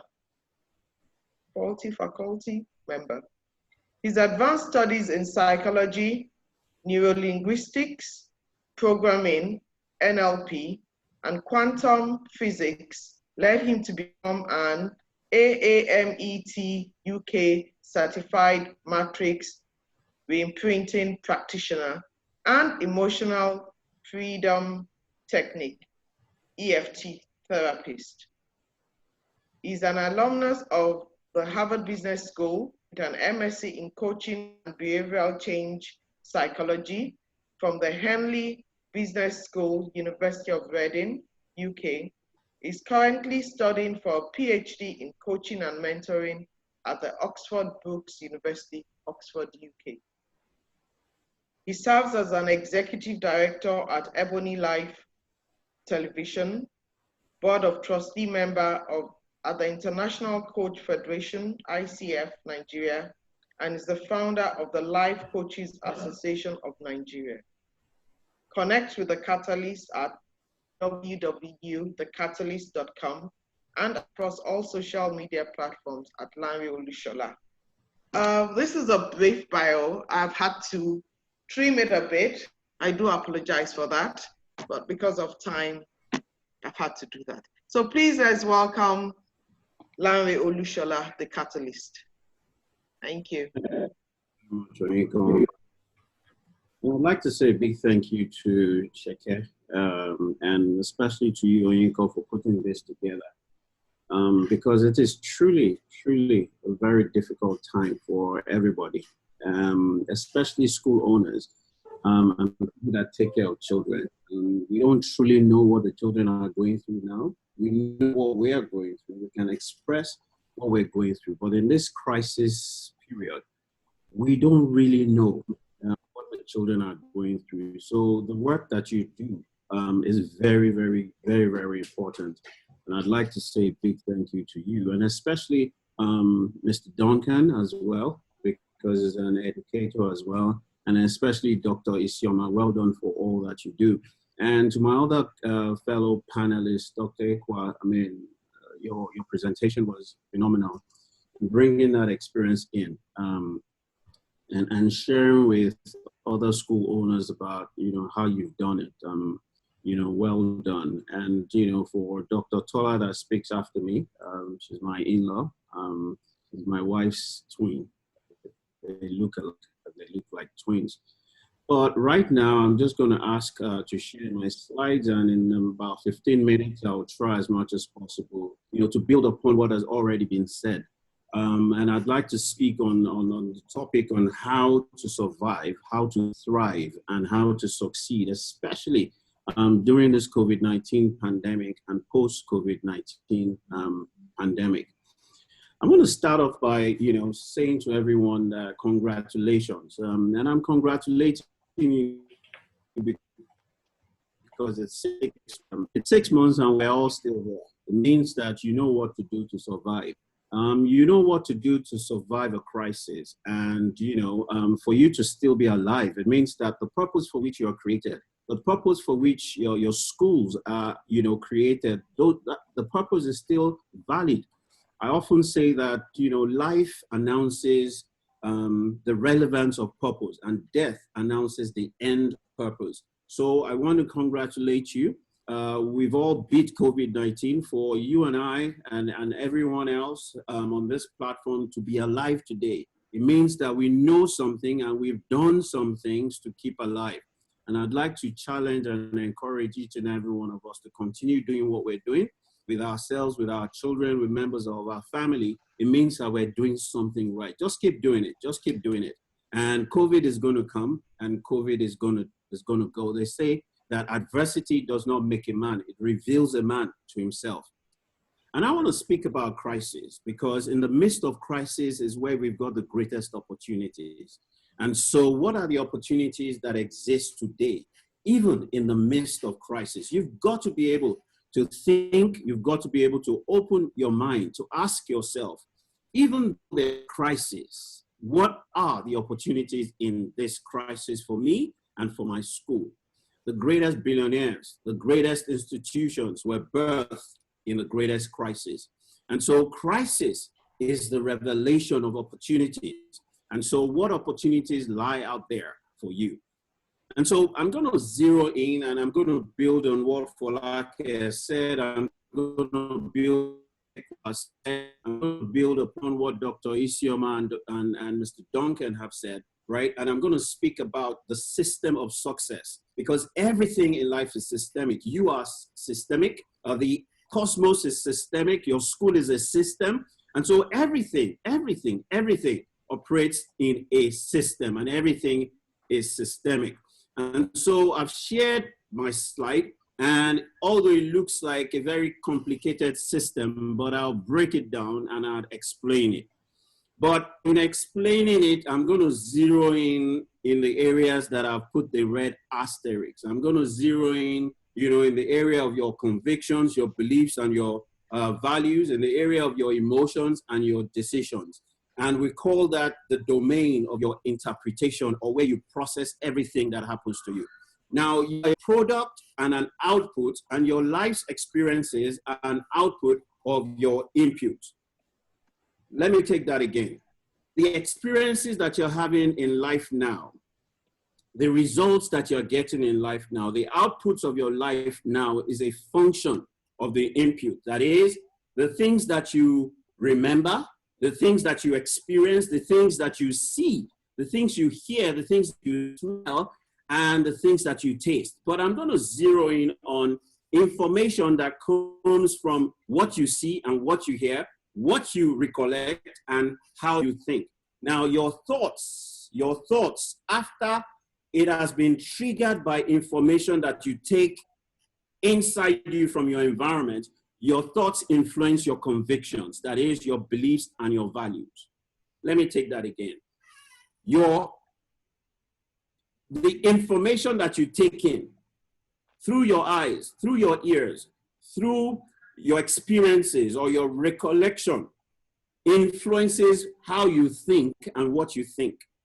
Your thoughts influence your convictions, that is, your beliefs and your values. Your beliefs and your values, they influence your emotions. And your emotions influence your decisions. Your decisions influence your actions, and your actions produce your outcomes. And so we're talking about how can we survive? How can we thrive? And how can we succeed in the midst of the pandemic and post-COVID-19?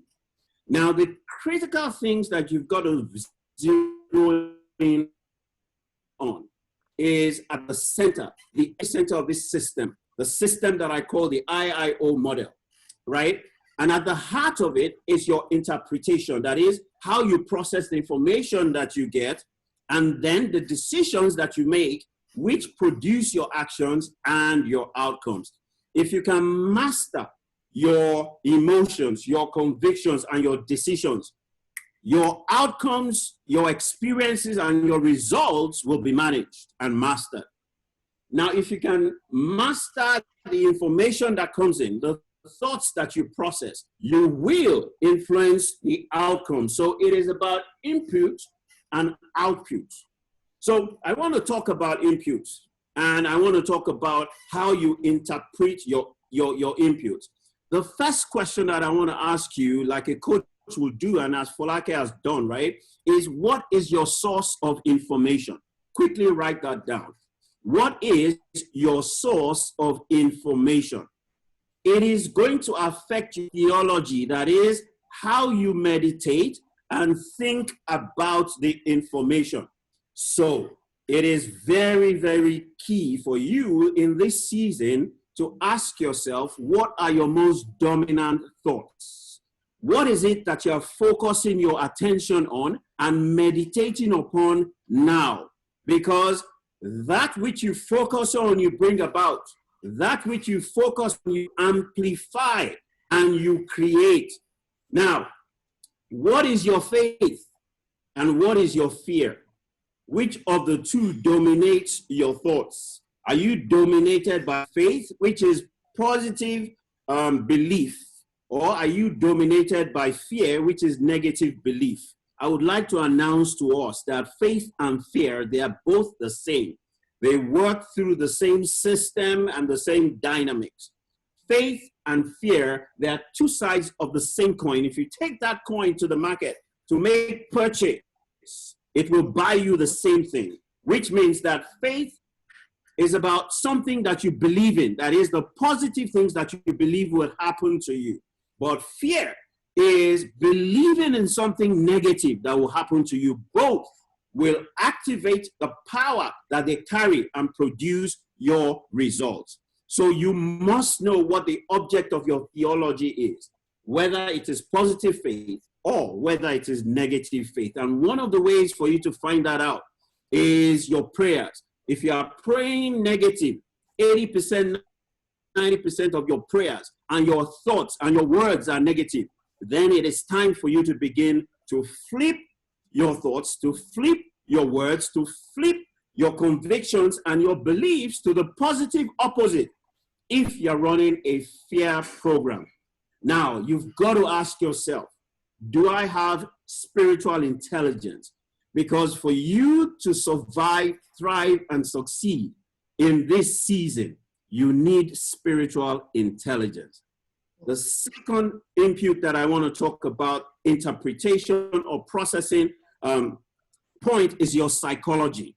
Your psychology takes into consideration a combination of several things: your emotions, your thoughts, your mind, your beliefs, and your values. And you've got to ask yourself some very critical questions.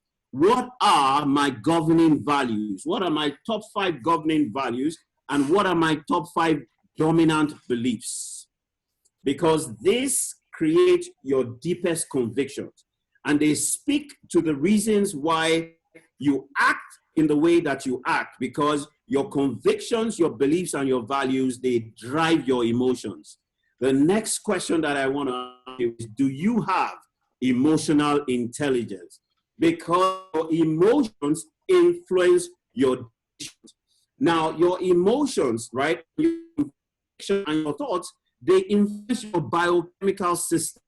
You don't want to go into your bios, but you got to also ask yourself, do you have biochemical intelligence? Because if you do not have your emotions, your beliefs, your convictions, and the interpretation of what is going around you is going to create dis-ease in you. But I don't want to speak to that. I want to speak to, you know, your psychology, and I want to speak to the 12 critical things that you've got to do once you understand this system.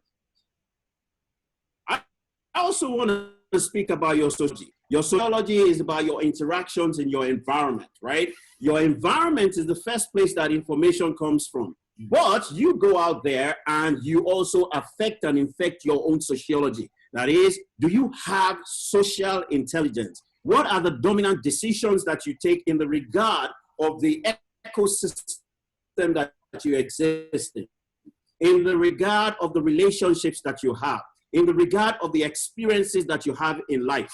You've got to ask yourself, do I have social intelligence? And social and emotional intelligence, they affect, and spiritual intelligence, they affect and infect 90% of your life's outcomes. So research has just said that 90% of all success in life is dependent on a combination of spiritual and emotional intelligence. Now, let me wrap up with sharing these 12 critical things that you must focus on now.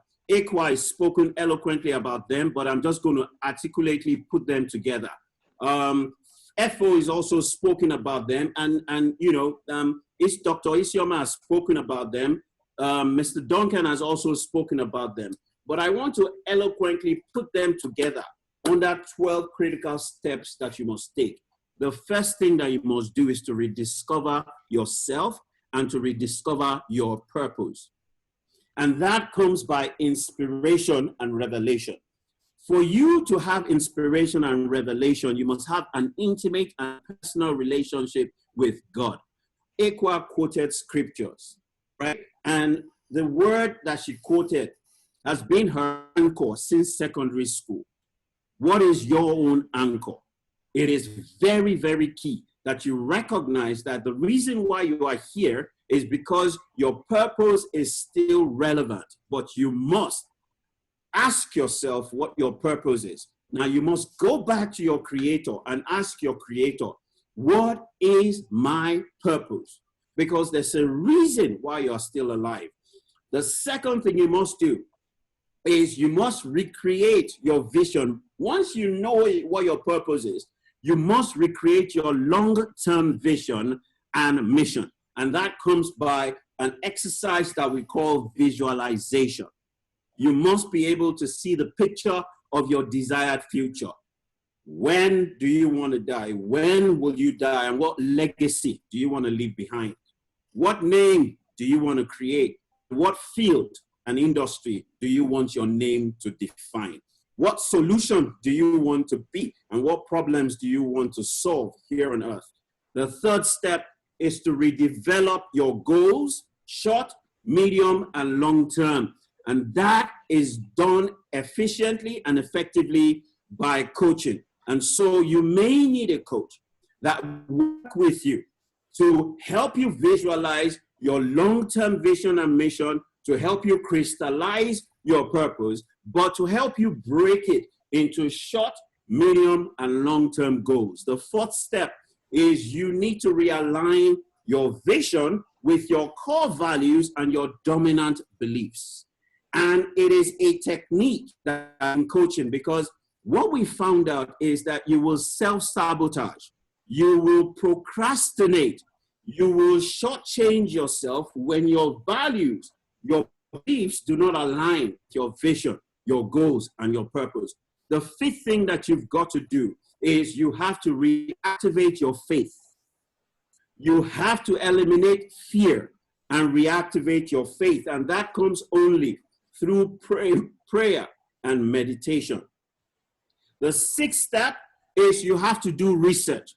Look, the business that you were running before COVID-19, the service that you were providing, the product that you were introducing to the marketplace, and especially you, COVID, is different from that which it is now and will be different from that which it will be post-COVID. And so you need to research and understand the new market. What is the new behavior of the market? What are the new needs in the market? What are the new critical pain points of the market? What are the new critical problems of the market? And you must focus on that so that you can re-innovate your service, your product, your brand, your identity, and your promise of value. And that is done by systems and design thinking. The 8th step that you need to take is you now need to reposition yourself after you have done 1, rediscover, 2, recreate, 3, redevelop, 4, align, 5, reactivate, 6, research. You have to reposition and recreate yourself. Now, you have to represent your service, your product, and yourself as a solution to specific problems that in your research you have identified that customers have. You have to create what we call the blue ocean strategy, because as we are now, we are all swimming in a red ocean. But there are opportunities out there that very few people have seen. There are challenges and problems and issues out there that very few people have seen. The 9th step is you have to re-engage with the market. You have to introduce yourself on all platforms, social, digital, and physical. And you have to master the use of all those platforms to re-engage with the marketplace. Now, Ekwa talked about communicating. You have to ask your market what their needs are, what their issues are, and whether the solutions that you're providing is meeting their needs, so that you can take the 10th step, which is respond with dynamism and flexibility. You've got to be able to adapt your solution, your service, and your products to the specific need that the market tells you that they have, the specific problems and the challenges that you have gotten from the market when you re-engaged with them, because that's the only way that you can enjoy 11, which is to reap the harvest of opportunities that is hiding in the midst of the crisis. And the last thing that you want to do is never rest on your oars, right? Never be complacent. Start the cycle all over again. But most importantly, many people are going through anxiety. Many people are afraid. Many people are worried. Many people are suffering depression and stress in this difficult time. And for that purpose, it is very, very key, pertinent, and important that you create and you master the right emotions. Make sure that you have emotional and spiritual mastery. And it is to that end that we created an executive emotional mastery course for you. And so if you want to register for the executive emotional mastery course that helps you develop spiritual and emotional and social intelligence, it is happening on the 26th and the 27th of August between 6 and 9 p.m. West African time. It is going to be a 2-day experiential Zoom masterclass for executives, for managers, and for people that lead 1, 2, 3, 4 to 100 and beyond, right? And the link for registration is bit.ly/executive EMC. If you register within the next 48 hours, you will. The cost is originally 100,000, but if you register within the next 48 hours, that is, you've got a fast action deal. You will pay only 24,900.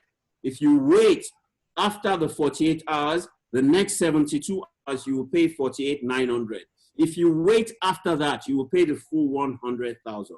Remember that your decisions are influenced by your emotions. And if you want to change your decisions and change your actions and change your outcomes, you've got to master your emotional and spiritual intelligence. On that note, I want to say a big thank you to the organizers of the program for inviting me. I want to thank also every participant for coming out to seek, knowledge and information, to transition from where they currently are to where they desire to be.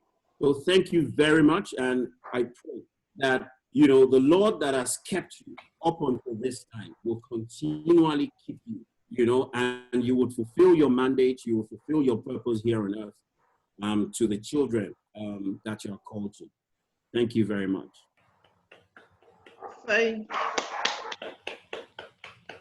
Well done, and thank you so much. Thank you. There's a lot to take away from this. I'm time conscious because the catalyst says it has to leave we should have left earlier. But very quickly, I will say that, what am I taking away? I hear you say we're alive because we have not yet fulfilled our purpose, and that is very encouraging to me. It means that we all still have a lot to do out there, and we must go through all those 11 hours. We need to remember them and activate them and put them into process so that we can truly give the best. And then I also like the analogy of the coin, that there are two sides to a coin. There is faith and there is fear. Which one drives you? At the beginning of this webinar, we said that, I don't know how many people were on then, but we did acknowledge that we all need support.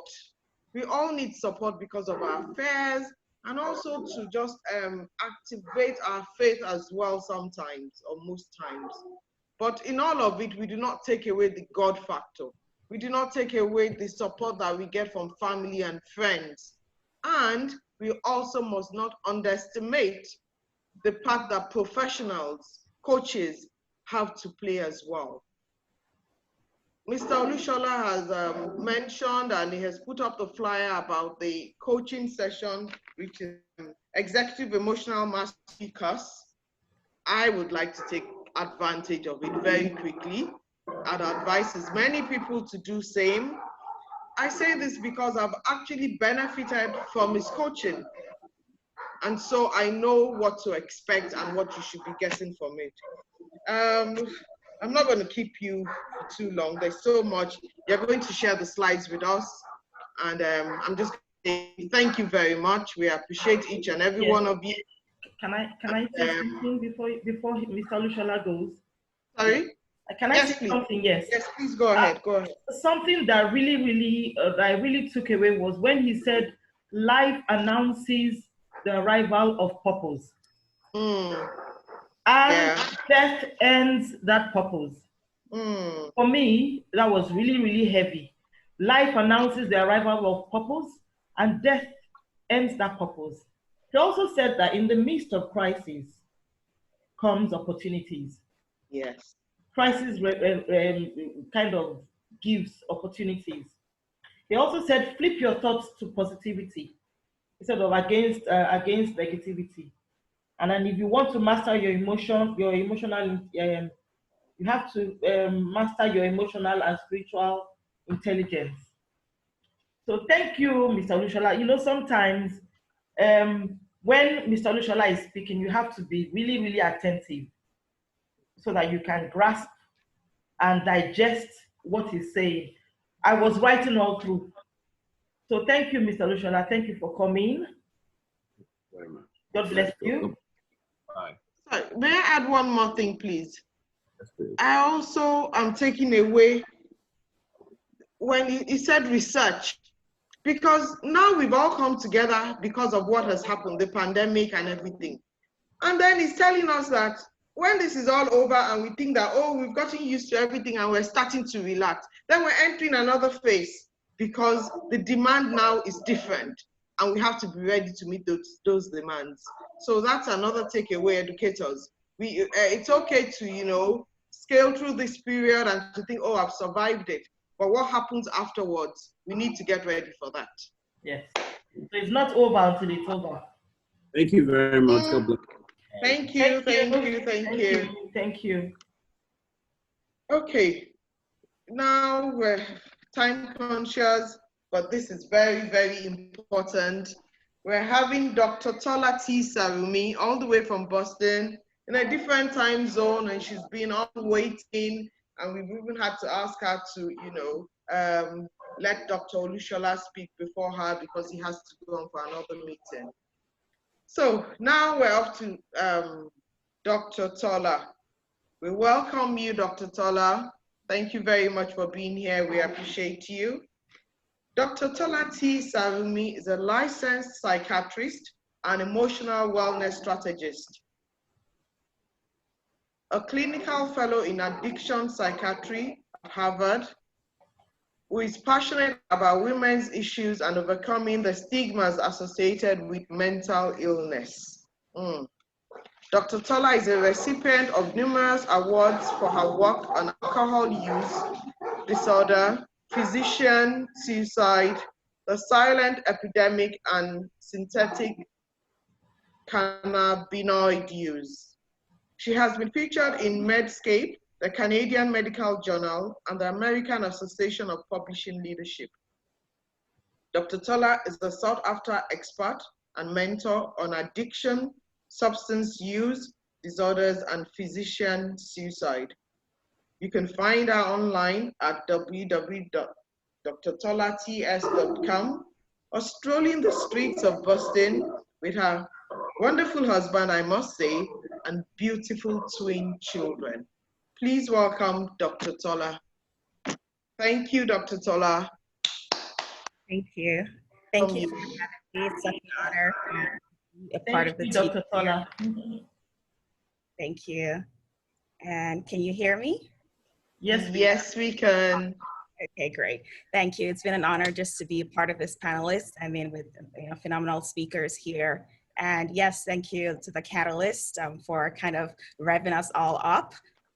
So much information to just absorb here from, this FO talking about, just staying positive during this time. I think that's really, just important, and it's been reiterated many times. Duncan, who also mentioned about just watching out and talking about, the COVID and things that are going on. Thank you guys so much. And the Catalyst talking about rediscovering ourselves and, recreating and also re-innovating. So it's so many information here that, I am still absorbing personally. So I'm definitely grateful to be a part of this amazing list. And thank you to the moderators of Maychester. This is really great, something to put together.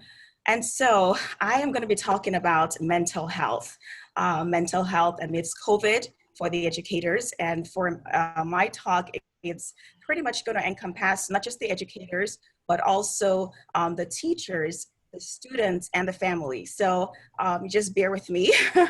I know we've been here for almost 2 hours, and as possible to start what you really should pay attention to and take, but really we're talking about mental illness. And I like to typically start with the definition because, the word is thrown out a lot of times and you want to really understand what it is. We're talking about mental illness. It affects our emotions, our psychological bearing, as well as the social well-being. It affects, the Catalyst talked about how we think, we feel, and act. And this is mental illness we're just talking about. And also how we handle stress.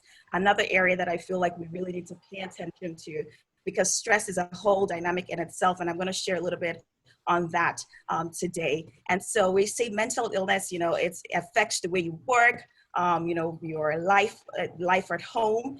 It's something that is common. We're constantly faced with, the stigma with mental illness. And I mean, as we're seeing things unfold and, the anxiety, depression rates that are going up amidst COVID, it's important to know that, we need to normalize mental illness. It's nothing to be ashamed about. It's just like a medical problem, talking about like heart disease, diabetes. Doesn't discriminate. It doesn't matter your age, your gender, your geography or income or social status, or even your religion is what we're seeing with mental illness. And so for the educator, we know that they're centered on making sure that the total school environment allows teachers and students to be successful in their work. With recent studies that have just been published in New York City was asking a simple question is, what is, how do teachers relate and how do they see themselves with everything that is going on? And a lot of them said they were stressed, you know, and it was like about 61%. So you can just imagine, if this is just a small population that we're looking at here, you can imagine what it is on a global level amidst COVID. And I'd seen a social media post that actually read, you know, if schools are closed for too long, the parents are gonna find the vaccine before the scientists.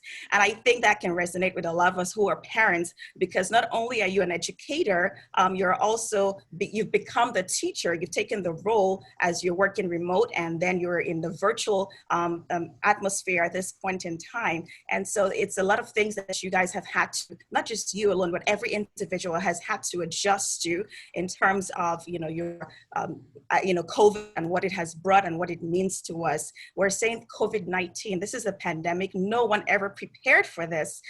You know, it's a time where the entire world is going through just an unpredictable, just a lot of uncertainty that is going on. It's constantly evolving. It's, you know, beginning to present with a lot of emotional stress, you know, significant stress, and just the fact that you don't know what tomorrow holds, because, you know, we're talking about 1 minute we have some information, the next minute it's changing. So it's evolving constantly. So this has created a state of crisis, anxiety, and just a sense of helplessness or even hopelessness that you're seeing. And so I really appreciate you guys putting together this webinar to really help, you know, not just you, the educators, but the entire system of the educational system. It helps in terms of strengthening, you know, the entire educational system, and even leading to like a better outcome, I think, just even for the students, family members. So I want to just bring in dynamics of what stress is, because if you understand stress, you understand what's actually happening as a result of COVID and just maintaining. Did you say something? Yeah. No, sorry. Okay. Sorry, I was just cautioning someone who was calling out. Okay, sure. I'm All right. sorry about that. Okay, yeah. So stress, we're saying, what is stress? We're right now in different kinds of stress. I'm going to focus on acute stress and chronic stress. Acute stress is something that, like, just like the word say, is acute. So meaning there is a beginning and there is an end. But as you guys can see, COVID has started since, you know, I mean, it's, you know, I think globally more so by March when everything kind of shut down. So we've now moved from an acute state now to a chronic state. You know, it's ongoing. We don't really know. And as a result of this, it's creating a constant state of alertness, you know, just uncertainty, just despite, you know, there might not even be an immediate danger right away, right, as we're seeing, but, you know, things are unfolding and things are occurring as a result of this. And so we now look at, when you think about stress, we have like hormones, we have neurotransmitters that are being released as the result of this. It's a whole medical phenomenal or physiological aspect that takes place here with stress. You know, we have, and I'm going to just speak about cortisol, for instance. This is just a normal hormone that we release in our body. And like when you wake up in the morning, it's the highest because, you know, at that point, it gives you that energy, you know, the drive to kind of move forward and do the things you need to do and go about your day. And by evening, it's suppressed so that it's able to reset. But now we're in a state of chronic stress. So we're stating a prolonged chronic stress. I mean, I think I heard someone mention about just someone talking about how blood pressure is constantly elevated. Now that is a red flag and a warning sign, you know, because you don't never want that to be the case. We see with chronic stress, it immunity, your digestive system, your cardiovascular system, and then it begins to increase risk for psychiatric disorders, as we'll see. And I'm going to just divide that into three broad categories. So when we talk about stress, I already talked about mental illness having to affect our biological or our physical, and then we have the emotional, the psychological, and of course we have the social and the interpersonal. And so I'm talking right now about the biological and the physiological signs that we see with stress. You know, you're talking about a chronic fatigue. You know, Dr. Ekwer mentioned about 8 hours on the phone on a Sunday when she should be resting, you know, but she's reaching out. This is going to bring about chronic fatigue, you know, exhaustion, difficulty paying attention. You know, the break comes about with just being hypervigilant, like what is tomorrow going to bring? As an educator, yet you're going through this, or even anyone listening, if you're a family member, you know, because again, you're a family member, you're an educator, you're a parent, or some of that form or another, or a student. So there's this confusion, this hypervigilance, headaches, the somatic symptoms. You begin to feel your stomach ache, muscle tension. You just can't explain it. sleeping becomes a problem. You know, people might talk about sleep and not even regard it and understand what is really going on. But sleep is so fundamental to your mental health. And, you know, your eating is then affected as a result. So we now move into the emotional, psychological aspect. Now you talk about anxiety, excessive worrying, just that numb feeling, you know, you just feelings of anger. You don't even understand what's going on, you know, recurrent crisis because, you know, today we're doing this, tomorrow we're confused. Okay, what are we supposed to do? Are we opening? Are we going virtual? What's going on? You know, just difficulty making everyday decisions becomes affected. You know, some people begin to experience sadness. Now we talk about depression. You know, you start feeling hopeless and you're like, man, is this even worth it? What am I doing? I start thinking of suicidal things. So these are areas that we're seeing that stress plays a significant role in affecting. And then we talk about our social interpersonal side. We're saying here that COVID came about. We all went on a lockdown, shelter in place, isolation. We were withdrawn from our social community. We're seeing here that people are, of course, now working remotely and, you know, doing the virtual thing as we're doing it here today. Now you're picking up on maladaptive coping mechanisms of alcohol, substances. You know, you're isolated, and so you're no longer connecting to your regular community, your family. You know, we now see someone who was an easygoing person, always irritable and just angry. So, you know, these are red flags, and you really want to pay attention to anything here that I've mentioned. These are early warning signs, you know, and if you fall into any of these categories, it is time to call on a mental health professional, call your doctors, let them get you referrals to see a psychiatrist, to see a mental health professional. You know, you don't want to take any of this for granted. You know, this is the time to take care of your health more than before. And so now I kind of move into that. We've talked about stress. So if you understand stress and what we've gone through with COVID, I'm going to now kind of break it up into another dimension where we're thinking pre-COVID. There was a life pre-COVID, there's COVID, and there will be a life post-COVID. Some countries are already experiencing post-COVID, but then do we really know that? You know, it's a question mark in place. So what are the ways you can identify like staff members who are struggling as educators?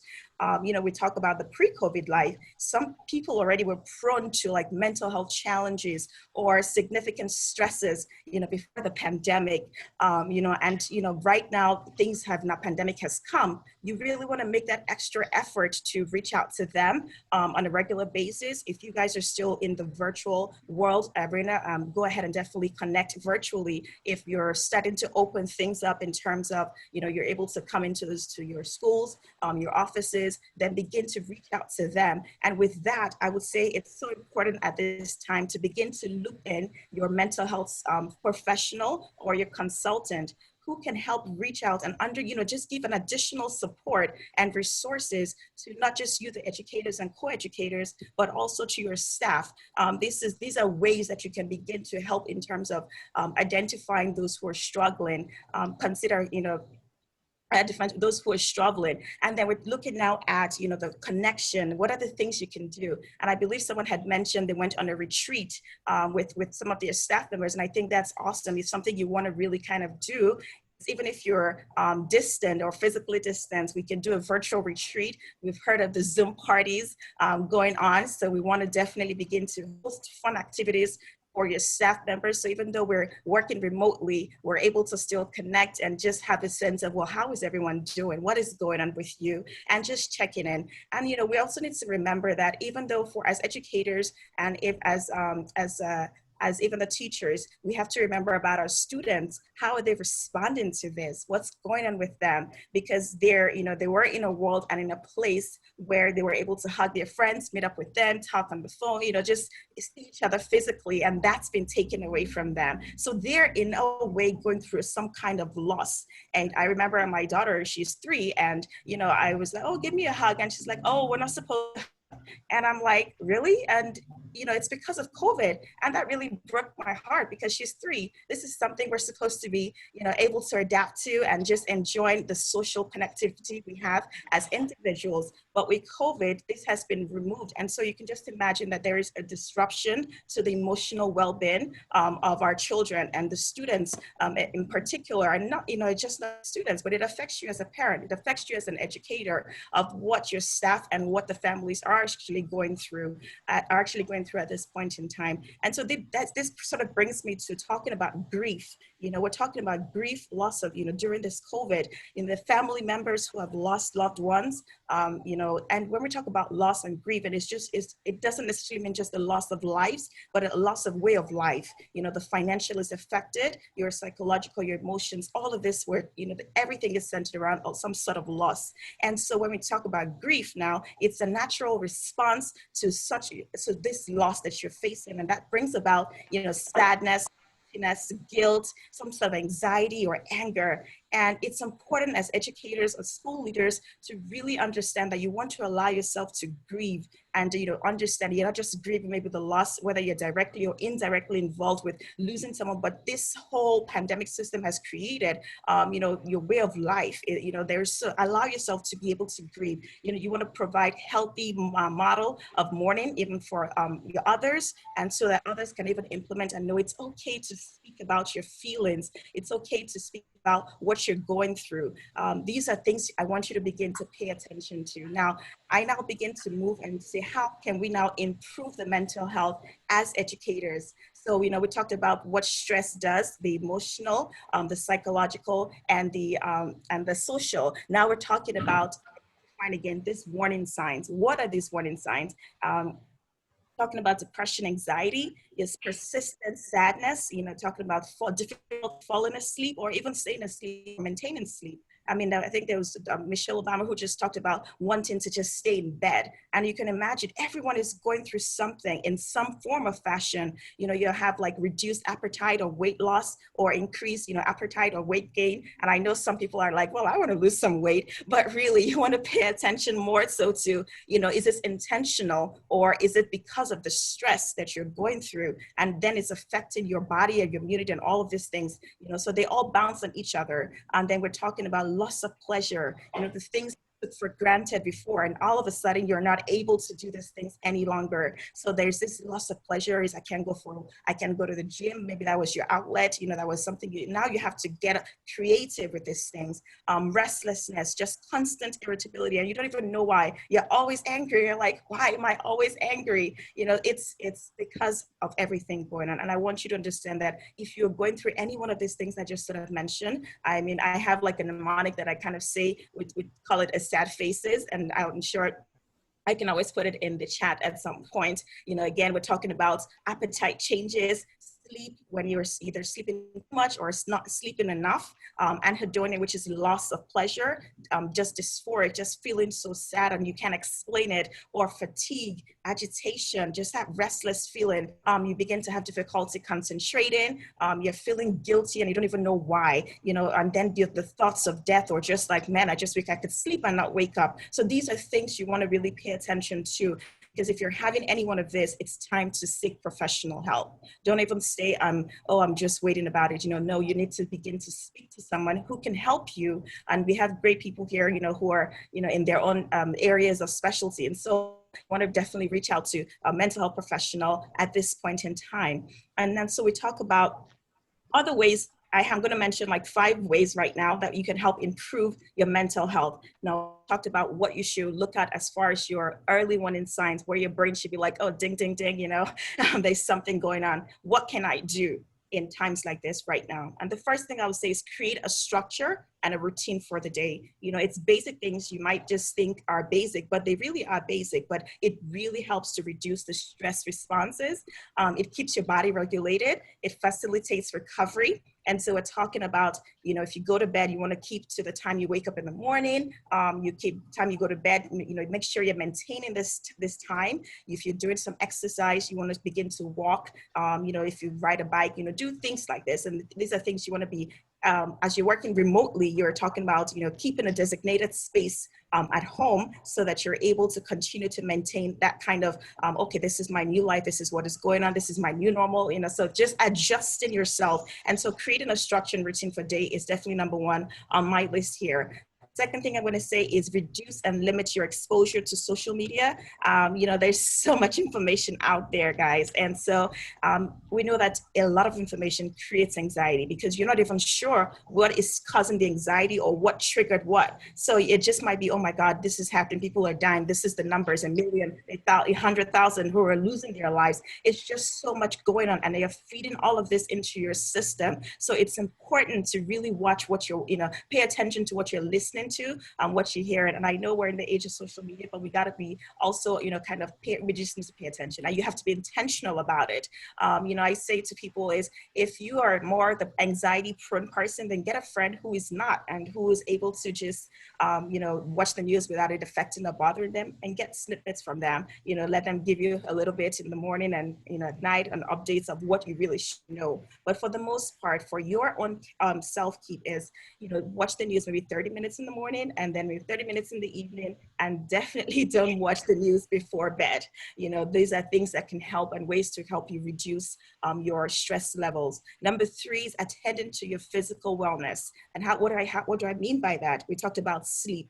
It is so important to get adequate sleep. You got to take breaks even during the workday because we're all glued to our computers now and we just forget to even get up, stand up, do things, other activities. So you must take breaks, exercise for this helps a lot. Stress reduction, we have hormones such as endorphins, which is our good, stress release. And so you want to have that in your system. Eating healthy. I know it might sound so trivial sometimes, but it does make a whole difference. Limit alcohol use or other substances. And then we begin to think about stress management techniques. What do I mean by that? Deep breathing, and just self-soothing music that could just help you at this point in time. And then I say number 4 is taking care of your emotional health. How do you do that? You have to create balance between work and home. It's so critical. This is the time where all your good time management skills has to come into place.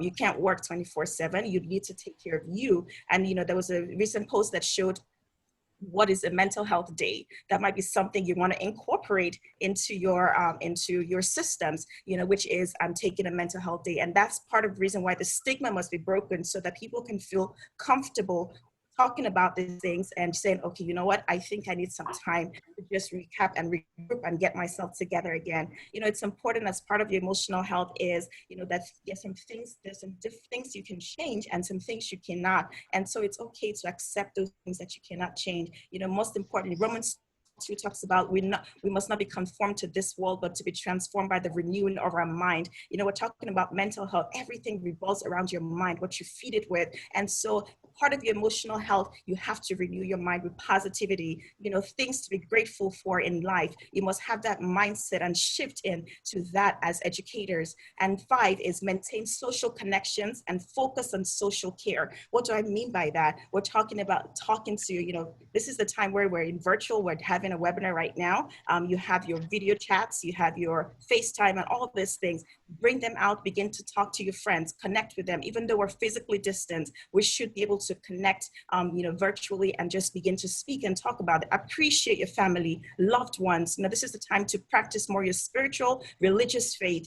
Stress can actually, be reduced a lot when you actually do some advocacy work, when you begin to reach out to others. The educational system is a community. So within that community, you can begin to reach out to the less fortunate, show acts of kindness, engage in hobbies and passions for creativity. And I believe one of the panelists also mentioned this is the time to learn a new trade, something that you're able to do as connecting in a different way. And finally, I always say, look for some humor and goodness in life during the stressful times. And so I'm just going to recap the 5 things. Create a structure routine.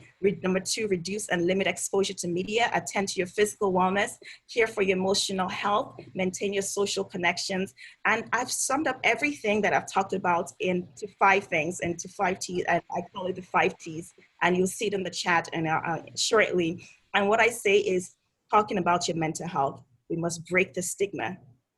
As educators, got to break the stigma. We have to say it's okay to speak about this anxieties, the stress that we're facing, and the depression that might be going on as a result loss and just the way of life that we've all come to. So you must be able to talk about mental health. Number 2 is training. We provided training for our educators, for our teachers who at the university are able to help and train the students as well, teaching them how to incorporate mental health into teaching. And that's my number 3, which is teaching. So you're teaching them about emotions, how they value their emotion, what's going on with them, how they're incorporating everything, and what they even understand COVID to mean and how it's affecting their way of life. You want to incorporate that into the curriculum. I'm talking about trauma, stress, and then of course number 4 is tools, providing helpful tools for the educators, which is part of things like meditation.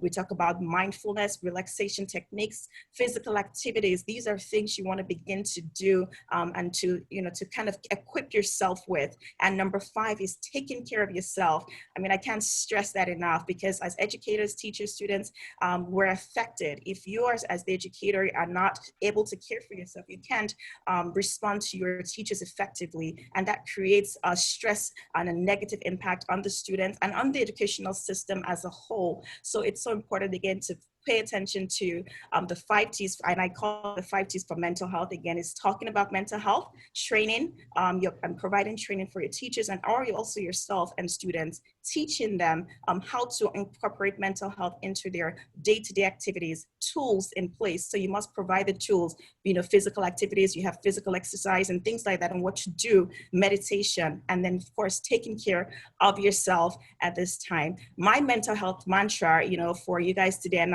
what I say to my patients is, your mental illness does not define you. It's okay to seek treatment. You are not a failure, and you are more than your struggles. And I want you to take that with you, because everyone is going through some difficulty or another, everyone across the globe. We're talking about pre-COVID, COVID, and post-COVID. And we know that there's probably going to be a post-traumatic stress as a result of COVID. And so we're getting ready as psychiatrists, who deal with the different emotions here. And so I want you guys to know that you are definitely more than your struggles, and don't worry if you can't remember the 5 T's. I'm going to put that in the chat, and you can definitely go on my website, www.drtola/educators, and you'll see the 5 T's that I mentioned today. And, again, you are more than your struggles. Set and celebrate yourself. I think this is the time to really appreciate and celebrate yourself, your goals, your achievements, where you are at this very point in time. Thank you very much.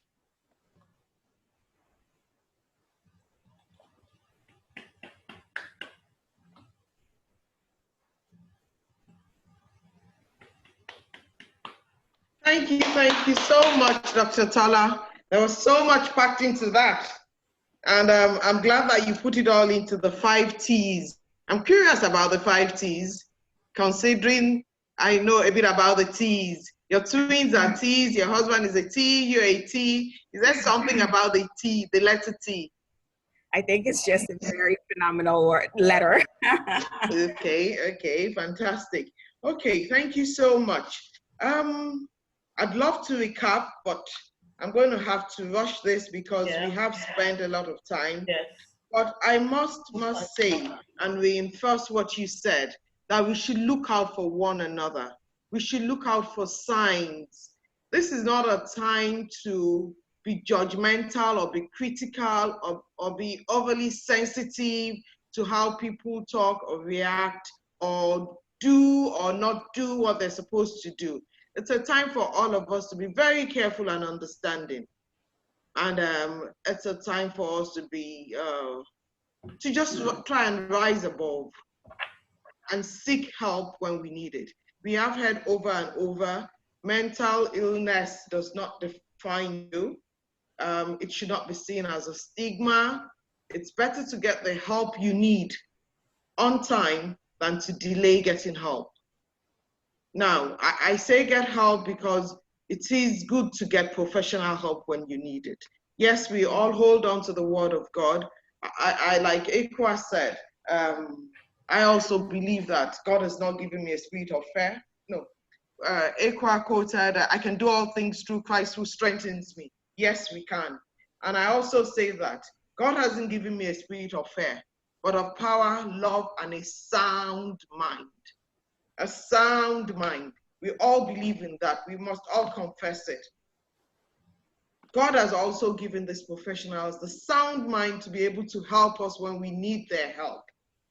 And so, please, we need to get to that stage where we get help when we need help. This is new for all of us.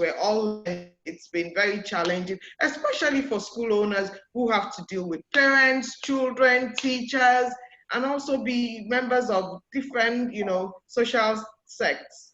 So thank you, thank you, thank you. Sheka, are we going to take some questions? Yes, it's time for questions. It's time for questions. So I have one question for Dr. Isioma.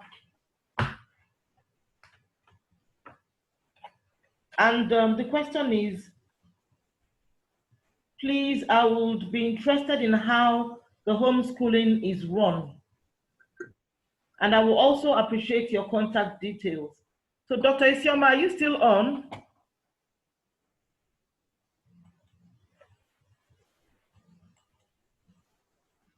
Okay, can we forward that to Dr. Isioma whilst we take another question, please, Sheka? Any other questions? Admin, can you send the other questions? Dr. Isioma, please unmute yourself. Yes, the question is, please, I will be interested in how the homeschooling is run. Oh, okay. Yes. It's actually it's a process, so it's better. I can't say that all. I think I've gotten in touch with her. Okay. Fantastic. Yeah, because of time. Yeah, I've got in touch. It's a long process. Yeah, so any other person interested could contact me. Yes. Have you put your phone number, your things on? Yes, I have. I put my phone number. Okay. Fantastic. Do we have any other questions? We've got a lot of encouraging comments. Okay, there's another question.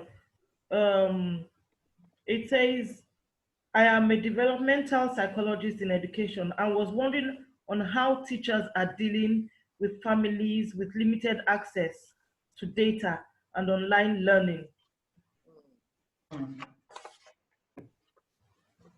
Dr. Isioma help with that? Dr. Isioma, please. Dr. Isioma, have you muted yourself back? Okay. May I say something about that? I've unmuted her. Okay, yes. Sorry, I had to mute because I have some things going on. Yeah, like I said, when we had to go out for the blend, when we discovered that the parents were complaining about data, I called my teachers together and we did a SWOT analysis.